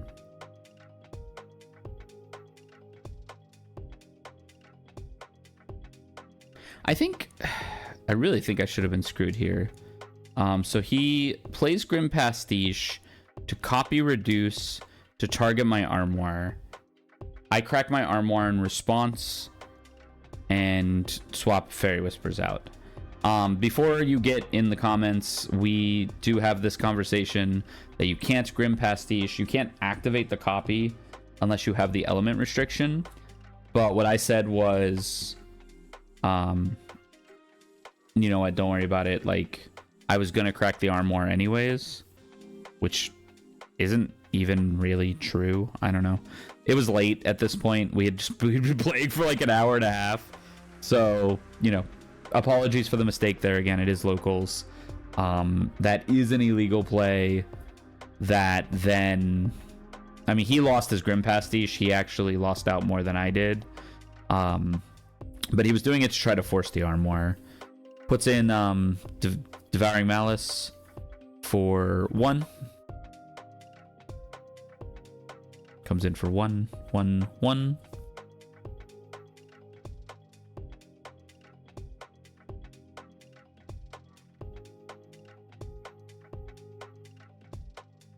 This is me talking about the Reduce to Ash and how it can't be used with the Grim Pastiche because the copy can't be activated. At this point, it's like an infinitely long rewind, so I'm just like, whatever, man. Like, let's just keep playing. I don't think it would have ended up mattering. I think this one ends fairly soon. That's probably not true, but Big old heavy swing coming down. For, what's that? 410? No, 11. And then Omen for 2. Take a bunch of damage here. But having taken that damage, I wasn't too scared. Now it's hard level time. I do lose Chevalier, but you know, it's fine because we have prereq Galebind, which I had set up for. All 3 cakes. Recollect, draw. And now we are cooking. Lost Prov in the main phase. Probably just end. I think I have a Veiling Breeze in hand. Yeah, I have a Veiling Breeze in hand and some redraws. So plenty of opportunity to prevent damage. Bring all my cakes back, draw 3. It's at this point that he's like, I'm so tired of Galebind. And I'm like, yeah. So here, having the Armoire still would be really nice because I could bring back the Galebind. But what ends up happening as you resolve these Galebinds is you just draw into more and more gas. And so I can find something I need here if I'm looking for it. Grand Sonneray comes down. Again, I am pretty close to death. I had to do some math here to make sure because he had not only Sonneray, but the Devouring Malice, which the Devouring Malice can at fast speed prevent damage. Or not prevent, excuse me. Can deal damage on top of my prevention. Apologies, I misspoke.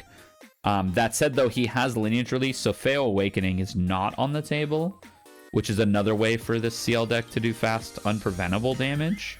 So as long as I had my Veiling Breezes in tow, I felt pretty safe.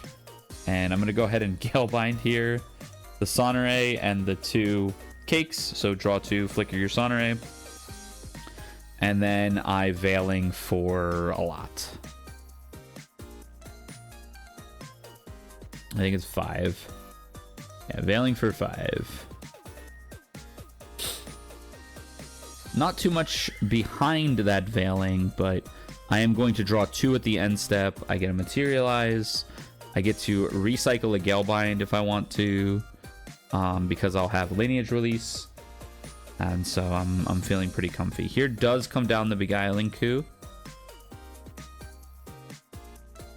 Though, without the weapon, it's not nearly as much damage. He's going to swap it out into Heavy Swing. So this is just as a result of the last game. He sees the writing on the wall. He says, I don't have any healing. I'm going to get buried in card advantage. I have to get the damage in. So even though you're preventing 5, I think this still does like 6 damage plus the Omens too. So, you know, I'm getting pretty close to death here. Devouring Malice, I think, is like 1 off from killing me. Heavy Swing goes back in Omens. I draw 2. Drawing a Cry for Help, but also drawing a Chevalier. So now I feel very comfy.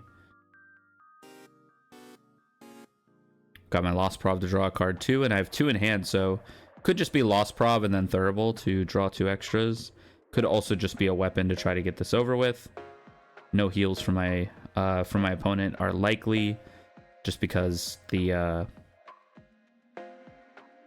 fire element is gone, or the Serene Release is gone, so no Serene Release that I have to worry about. I go to Recollect. Just looking to really get enough damage in to win here. Feeling like I pretty much got it. Got Umbra. We got Sword. I was thinking about Abnegation here. I was like, Abnegation. I don't have lethal through Abnegation, but I have lethal through pretty much anything else, given he had 3 in hand.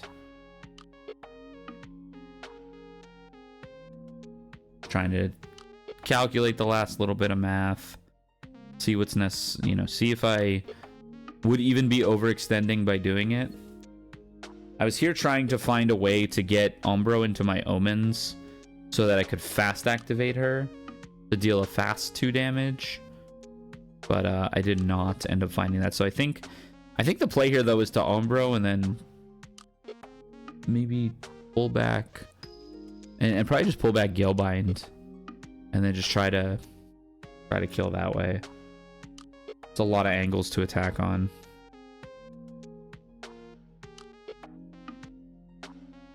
But we just have so many cards at this point. I think I'm probably overthinking this, and it's too big a concern. But I really just had Abnegation on the mind, and I was like, I need to make sure I have lethal through Abnegation, which I don't. It's very hard to get lethal through a heal 8. So, you know, I slow roll this a little bit. It is very possible I die on his turn as well. My life total's pretty high here, or my damage counters are pretty high here too. But I do have Cry for Help. Yeah, so I'm gonna hold that Cry for Help because that is something that might get it through. Incoming Chevalier.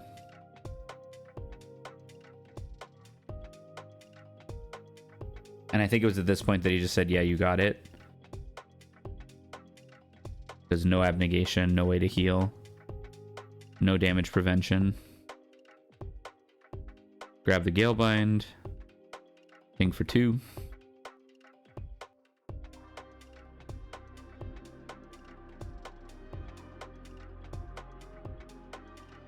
Yeah, with the Cry for Help, I'm like a little insulated versus something he might be able to do. He's not on a ton of influence. Attack for 3. He uses that to effectively negate the attack.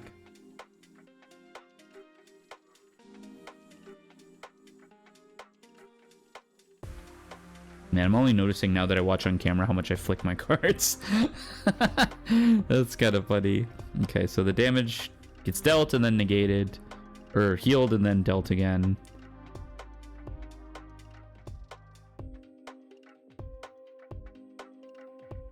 And then I just play the Galebind. 2 Cakes and Chevalier. Which I like this play because then it just lets me hold up Galebind for the Sonnery again. Trigger, trigger, trigger. And he just said you got it. So he did not have the heal, and that just ended up being lethal. What a game. Super long game, but super involved. This is, funny enough, a matchup I don't think I'm super favored in. I think it goes back and forth. This version of the Ciel deck, I think versus Oblation, I'm pretty bad. But this version of the Ciel deck, you know, I think is slow enough that I think I have a little bit more play. I think it's fairly even. All right, on to match number 3. I'm up against Matt on Fire Lorraine, and I'm on the Wind Ciel on the left. I roll the most pitiful 4 of my life. Opponent gets to go first. We both tap each other's decks. I play with Matt a lot. Teammate on Glue Helmet Gaming. Will probably be featured on the channel quite a bit. Loves fire aggro and plays it really, really well. So, looks like the camera is shaking a little bit. You could see, holy crap, Matt's leg is shaking. Boy, so sorry if that makes you a little motion sick or something, but it is. That table was shaking. All right, so I didn't quite peep my opening hand yet. But what I do remember is he goes double Creative Shock here, which not very good. Not what you want to be doing as the fire aggro player. He plays it a little more mid-range, like a little slower. But yeah, he's just then second blind creative. First one pitched a March Hare, second one was blind, and pitches a Honed by Fire. I go ahead and I start by imbuing a Windmill Engineer. Okay, so play Windmill Engineer.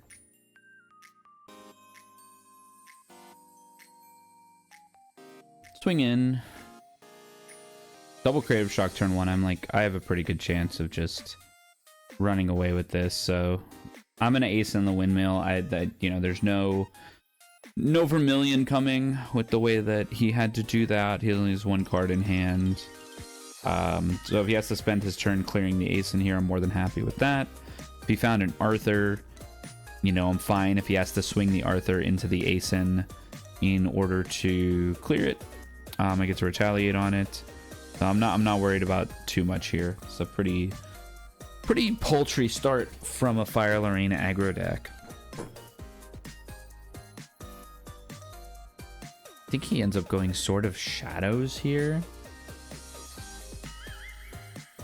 Yeah, Sword of Shadows.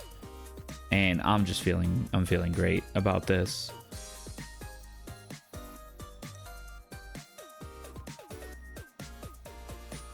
So heads and draws. And I think, if I recall correctly, this is a Peppered Chef into my ASIN. This game was rough. It was really easy to remember this one. This was a rough game for Matt here.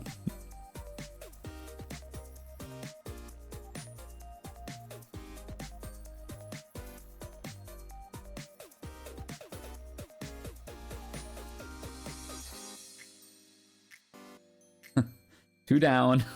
Peppered Chef.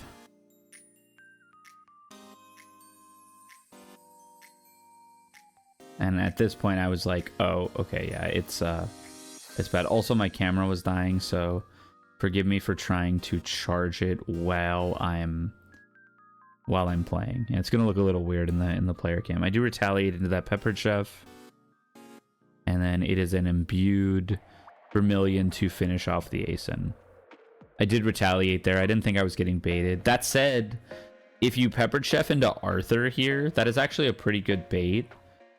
Peppered Chef, I'll retaliate into it, and then Arthur can get in without the fear of being retaliated on.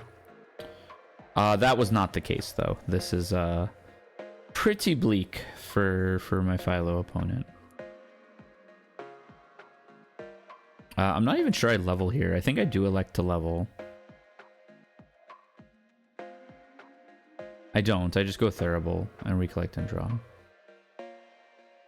I don't go Thurible. I do level. Yeah, okay. I think leveling makes more sense here. I drew a lot. I have the ASIN in the yard, so I have an Omen that I can make. We lose Chrysalis, no big deal. Recollect, draw.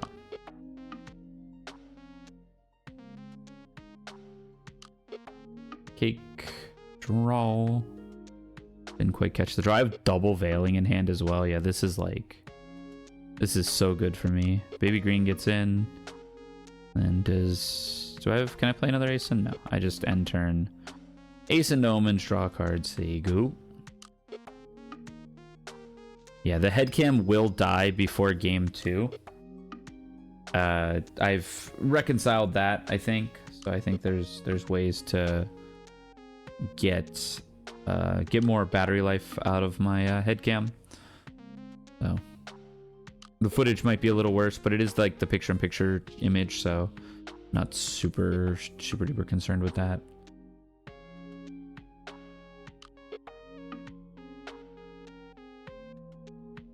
All right, level up into Lorraine. And it appears as though he did not have enough cards to make Inert Sword on the Lorraine on-enter. Kind of despairing. That is a 10 damage fiery momentum though, so pretty strong. I am glad I leveled. That could have been disastrous, right?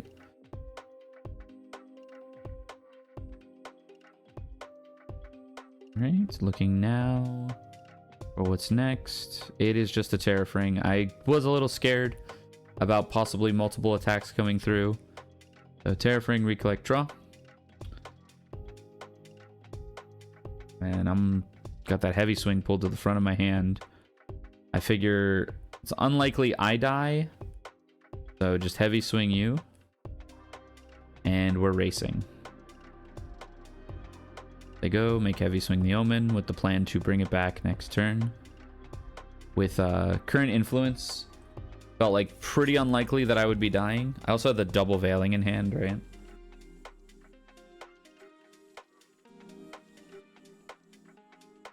So I do know that Null Mirror is something that he's tended to run. So it was kind of two ways, right? It's either, hey, Null Mirror comes out, in which case I don't think I'm dying, or I can just Veiling in response to it. or something like this where the inert sword comes out. I mean, to his credit, he found a line that could have been lethal by doing this. You know, rending. This rending was for 10. It was 5 doubled. But an easy Veiling Breeze here ensures that I don't die. He didn't even have cards for a potential Blazing Throw in hand, so I don't know if... I mean, I guess I do have to Veiling to prevent the damage. It's Veiling for all of it. So I take 0. The 5 gets reduced to 0 and then doubled to 0. And then I think it's just a hop, skip, and a jump to lethal here with the heavy swing off of the armoire.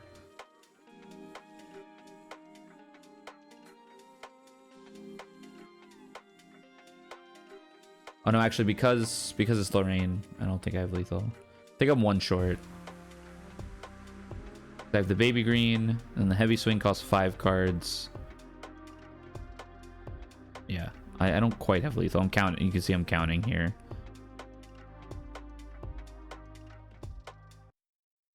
Because I need the armor to get the heavy swing back, so I can't materialize a weapon. I do get the armor. Recollect, draw. And with the Veiling in hand, I'm not super worried about dying either. So it is just a matter of staying safe. Another baby green.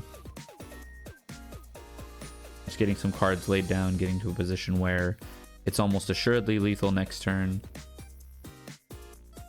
Veiling back. There you go.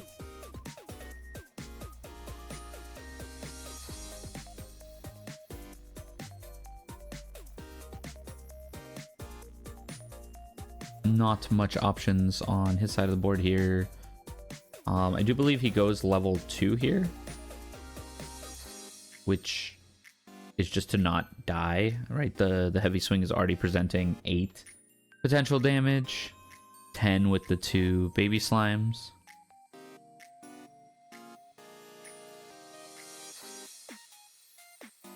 Yeah, it's a pick 2 angle. In having to pick 2 though, Flame Sweep, it did get banished, but even if you see here, he's on 3 influence, so you can't even cast a Flame Sweep at this point.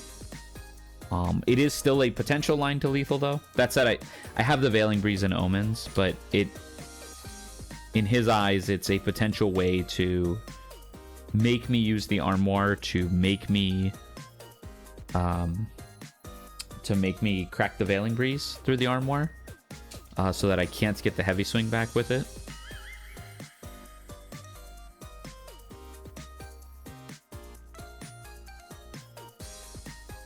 Coming in for 4 with one of the swords. I decide that I'm not even gonna risk it here. Tempest Downfall U. This is just delay cards. He was confused at the Tempest Downfall. But it's Tempest Downfall U to lay cards and then Veiling. Veiling off the armoire. Thought I had double Veiling. Not really sure why I decided to use the armoire. I guess just to get more potential wind cards down. Doesn't seem terribly necessary. He pings for 2 on top of the Veiling.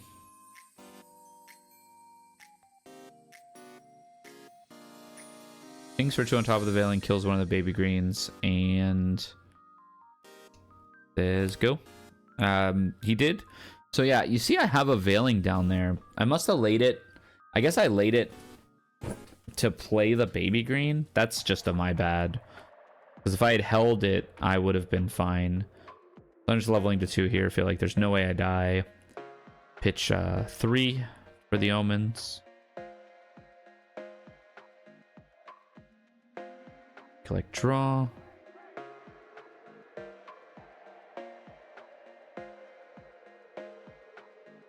Sitting on Chrysalis, Reclaim. I think that's Fairy Whisper, so just say go. I do get to make an Omen. Put the Galebind in there. It is not going to matter terribly much. You made backup charger and did nothing with it. Swing with Hasty. I think I Calming Breeze here just to get some value. Get the float in the yard.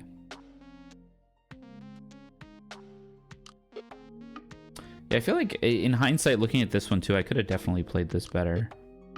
But it's not too far off. If he didn't have a slow start here, I think I definitely lost this game. Fairy Whispers. That on the bottom. Show a Scout the land. Shuffling through the deck. Just looking for DG or another heavy swing here. Using the float. This is Hourglass. Yeah, Hourglass, just to draw a card.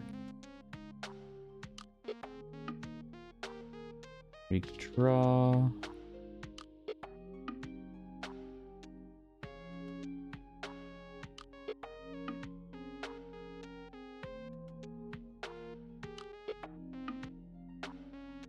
Scout, just looking for DG.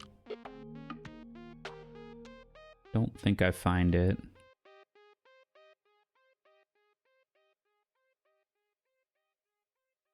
We take a Tempest Downfall. That actually might be lethal.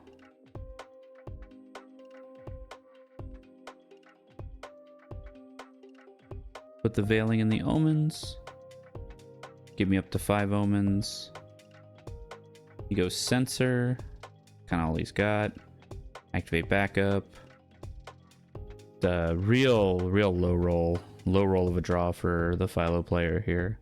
I'm still sitting on Veiling Breeze in hand.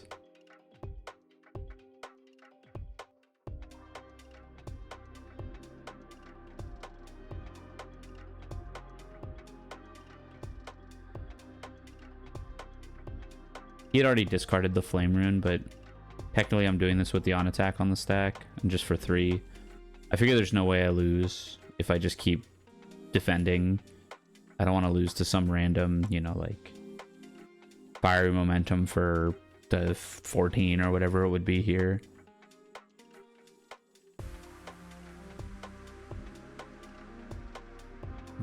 Nice 3. Cheshire Cat.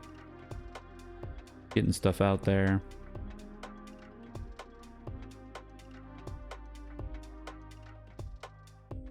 Moving quickly now. Make the sword. I have 5 Omens. So the sword can swing for 4 here. Or it'll be 5. I have 2 allies in there. Swing for 5. Tempest for lethal. Or no, Caterpillar. Sorry. Caterpillar for 1. And then Tempest for lethal. Yeah. Not much he had an opportunity to do there. So here's where my head cam's going to go out. And we're going to have... yeah, you can actually see I'm like, oh, damn, the battery's dead. Alright, well, no head cam for game 3, or game 2. And we'll just go from there. Yeah. The head cam was getting extremely hot, is what I was noticing. It was actually so hot it couldn't even, like, it like didn't even want to charge. It was so hot. So definitely lessons learned there. Keep it cool and don't do too much with it. Okay, so this is game 2. Last game of the night. Spoiler alert.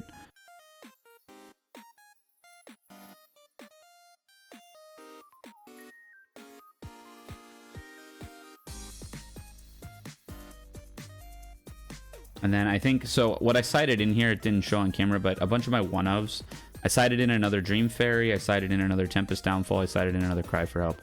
He goes Arthur, I go Tempest Downfall on it. I've really liked this development in the deck.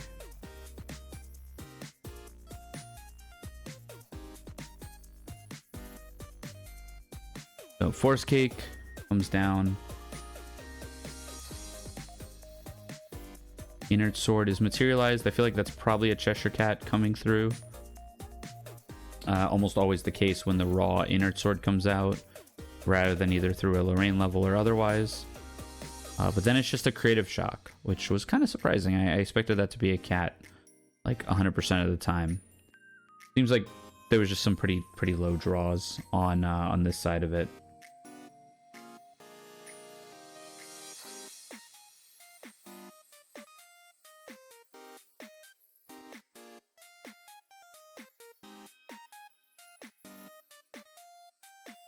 Which is a Dazzling Courtesan, so no value to be gained there. Swinging in for 2.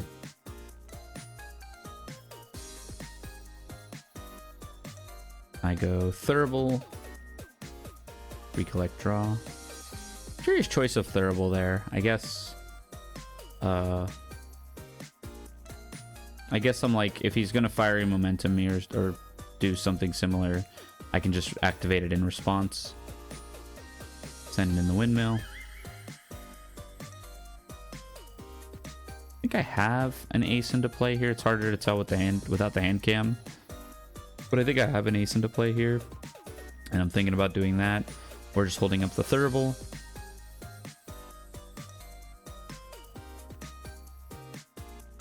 I just say go. Take that. Big hit on the red hair. I pointed and laughed because I hit his red hair. Lorraine, Sword of Shadows comes out. A little scary. I think a Home by Fire comes down here.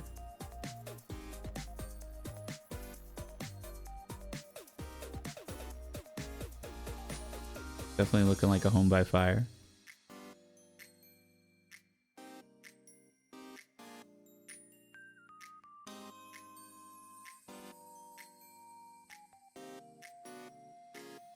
No, is a Vermilion Decree blast you for 3?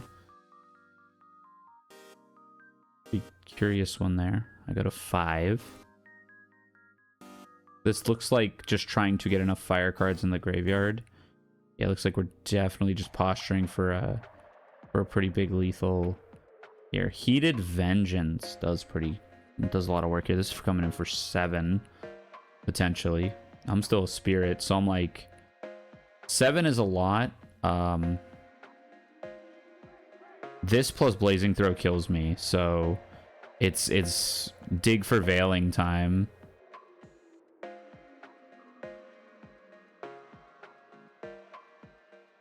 I might already have a Veiling too. I might just be getting as many cards down as I can. Looks like those all went on top. Feels pretty good. Fairy Whispers again. Those all go on the bottom. We spike a Carter that stays on top. I sided out some of the Carters too. Yeah, I actually don't have a Veiling, and I said, oh, do you have Blazing Throw? And I'm dead. Okay, so actually he won game 2. It was not the last game of the night, excuse me. That one was just so fast I forgot it existed. So we're gonna go into game 3 here in just a second, and that will have to be the last game of the night. As for this deck into Fire Lorraine, I actually think it's kind of like slightly unfavored. I think there's a lot of times where you have a really slow start because it's just Force Cakes and Slimes, and that just lets Lorraine get so far ahead with creatures. You don't have a ton of onboard creature removal. I run the Tempest Downfall, which helps a little bit, but generally speaking, it's kind of hard to get rid of these creatures, so yeah, Arthur does come down and become immortal. Ult. it's a joke kind of we run every once in a while.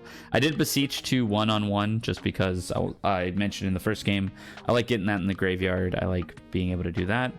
We have Thurible. I am able to draw a card off of it. I remember very specifically that the card I draw off it is Dream Fairy, and I'm like, okay, I'm just the best.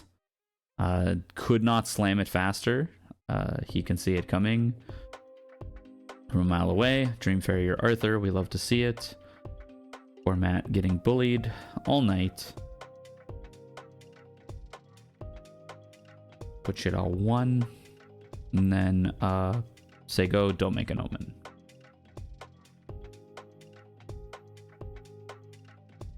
Looking like I'm eyeing the hourglass there. Kind of curious. I might have some suppressors and nothing to do with them. His backup charger activates. He did have a lot of cards at this point, I recall thinking. I'm like, wow, you got a lot of cards. But it's because I pushed the Arthur back into his memory, so he actually has not played... effectively has not played anything. Hasty comes through, pitching a Tempered Steel. I did already use my Thurible, so that feels kind of bad. Then the Xiaoqiao comes down. Right. The Xiaoqiao comes down, so I'm like, red hair maybe soon to follow. Actually a pretty pressuring situation here. That he's got me in, because I do think this is red hair. Yeah, red hair comes through for 3.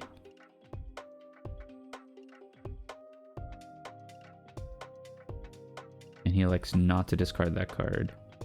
This might be a go to level 2 angle just to pad my health total. I actually think I like going level 2 here. That I go Terrafring.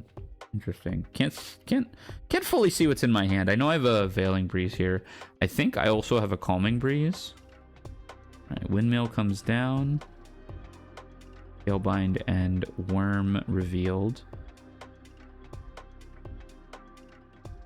If I have another 1-cost unit, I can perhaps clear, but it looks like I just cleared the haste. Not 1-cost, 1 attack. I do clear the hasty. And I guess I'm just using the Terrafring to pad my life total a little bit here. Maybe Terrafring and reclaim the Windmill Engineer.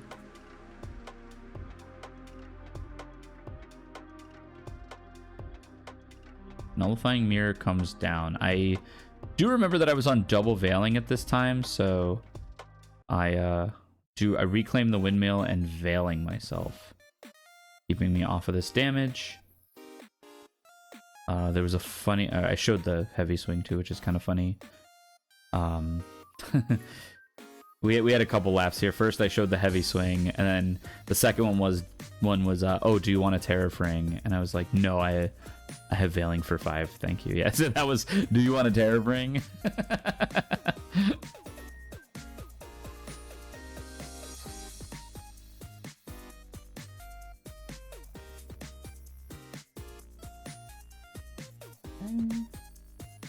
Yeah, he's still on so many cards. He just passed the turn there. Not much you can do in the face of a Veiling for 5. I go Hourglass with the float. That's a curious one. I'm wondering why I went Hourglass with the float there. Am I just on a heavy swing you to death plan? Oh, reduced to ash on the Terrafring. Kind of brutal. I think that was on my wreck as well, just so I couldn't like suppress it. So heavy swing you for 7. Ow. Put you to 9. He is a spirit. The heavy swing on the crackback would then be, if I arm warded, it would be for another 7. That'll put you to 16. He is intensified firing the Dream Fairy in response to the attack. We read the card and realized it said champion. So we didn't do that. Heavy swing goes to Omens. Say go.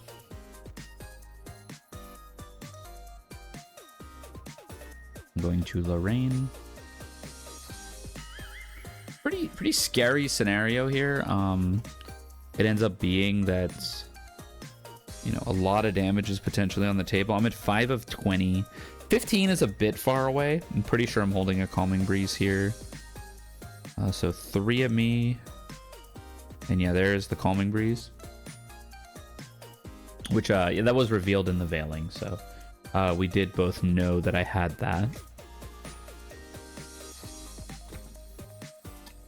I remember him saying, he was like, oh, I thought, you know, I'm so used to red hair being for 4 because of Arthur.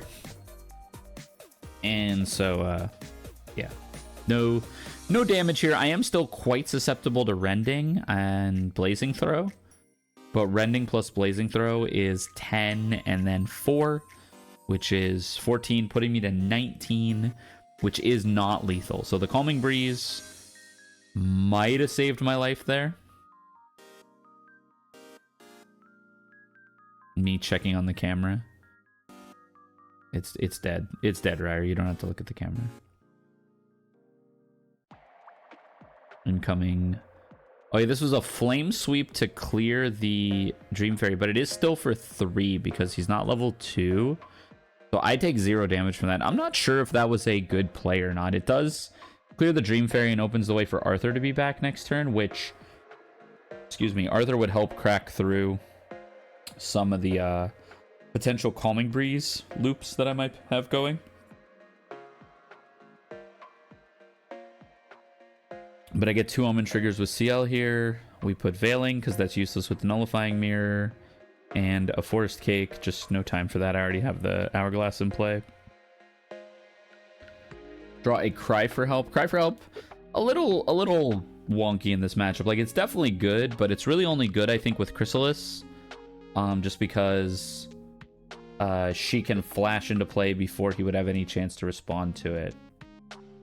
Dungeon Guide puts me up to 3. Lost Providence comes down. And, I mean, I'm feeling really good here. So I have, I believe, a clear on... I have a clear for sure on Xiao Qiao. But I could also elect to just kill the red hair. Right? We lost the Dream Fairy last turn, and we know he has an Arthur. So I just elect to kill the red hair with the 1 from the Dungeon Guide and the 2 from the Omen instead of killing the Xiao Qiao. And then I'm sitting on like 2 in hand, so this is the turn he would have to kill me, but I'm at 5 of 30 now instead of 5 of 20.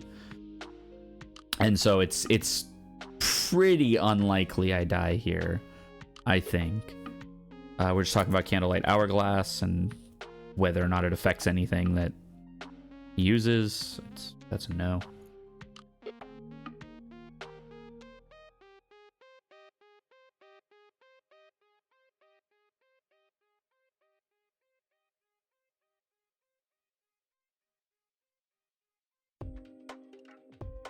Going into Lorraine 2 again. Definitely not something you like to do with this deck, but it is an option. And I guess he just felt pressured again just by what I had going on. Plus perhaps wanted to draw a card with the kill on the Dungeon Guide. So a couple options there for consideration. I guess, yeah, at 9 with a heavy swing in the Omens, you're dead pretty fast. Since I am going to draw to 5 next turn with the Lost Providence. So heavy swing already is 8 plus 2 from the Omens. You're at 9. So yeah, you are like dead on board if you don't level there and don't have an answer to what I've got going on board.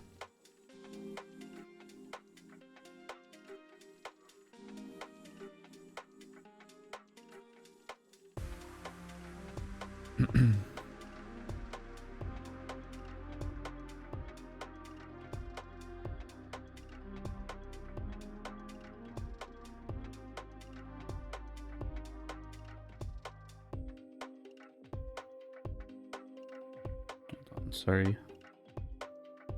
Forgive my slowness on the commentary. So this is Heated Vengeance coming down for potential 7. Or potential more, excuse me. It would be potential 9. Or 11 potential with the Lorraine ability. But instead, just sends it as an attack with the Honed Inert Sword. Because, as mentioned, you know, with the... I had the lethal previously. The lethal, you know, if you deal 3 to yourself there, the lethal could come this turn. I make the small sword. Not quite ready to go grab the heavy swing yet. Draw with Lost Prov. And then I think prereq this is a Gale. Prereq this is a Caterpillar on the Candlelight Hourglass. Recollect draw. Just getting that draw in.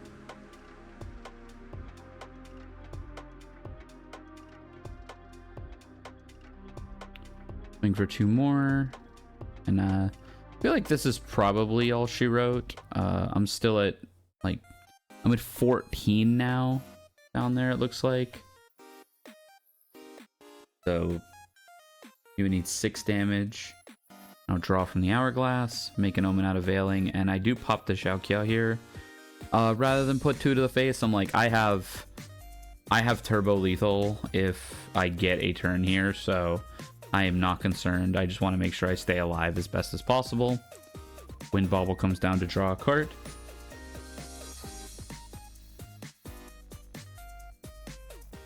Pretty much a last-ditch attempt here.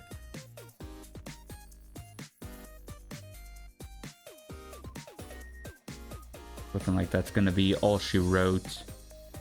You know, you move a little swifter if you have the lethal here. This is Intensified Pyre Prereq. Removing the fire cards, which is a little interesting. I guess he has 1 card in hand, so, you know, it's 2 damage there. One thing with Ciel is it's really hard to have a big graveyard with him because you're making the omens. And so the Intensified Pyre never really does its 6. And then Courtesan for 2. 18. I'm not even responding here. I think I have a Galebind here. I'm not even responding because it's like, you know, what is it? This isn't lethal as well. This is for 7. So I'm just like, all right, I'll take it. Do you want to deal 3 damage to yourself? And he does. And I'm still at like 20 plus. Not quite 30. Armoire comes out. You already know what that means. Recollect, draw. Hit you for 2. Yeah, that's grab the heavy swing. And that is the game. Says Arthur, and I say, no, I have a cake in the graveyard. And we say GG's. All right, thank you so much for watching this Locals video. If you made it all the way to the end, know that I appreciate you. If there's anything you'd like to see differently in these videos, give me a shout in the comments. And yeah, don't forget to, you know, like, share, subscribe, and all that. And as always, keep playing GA. Thanks, everyone. Bye-bye.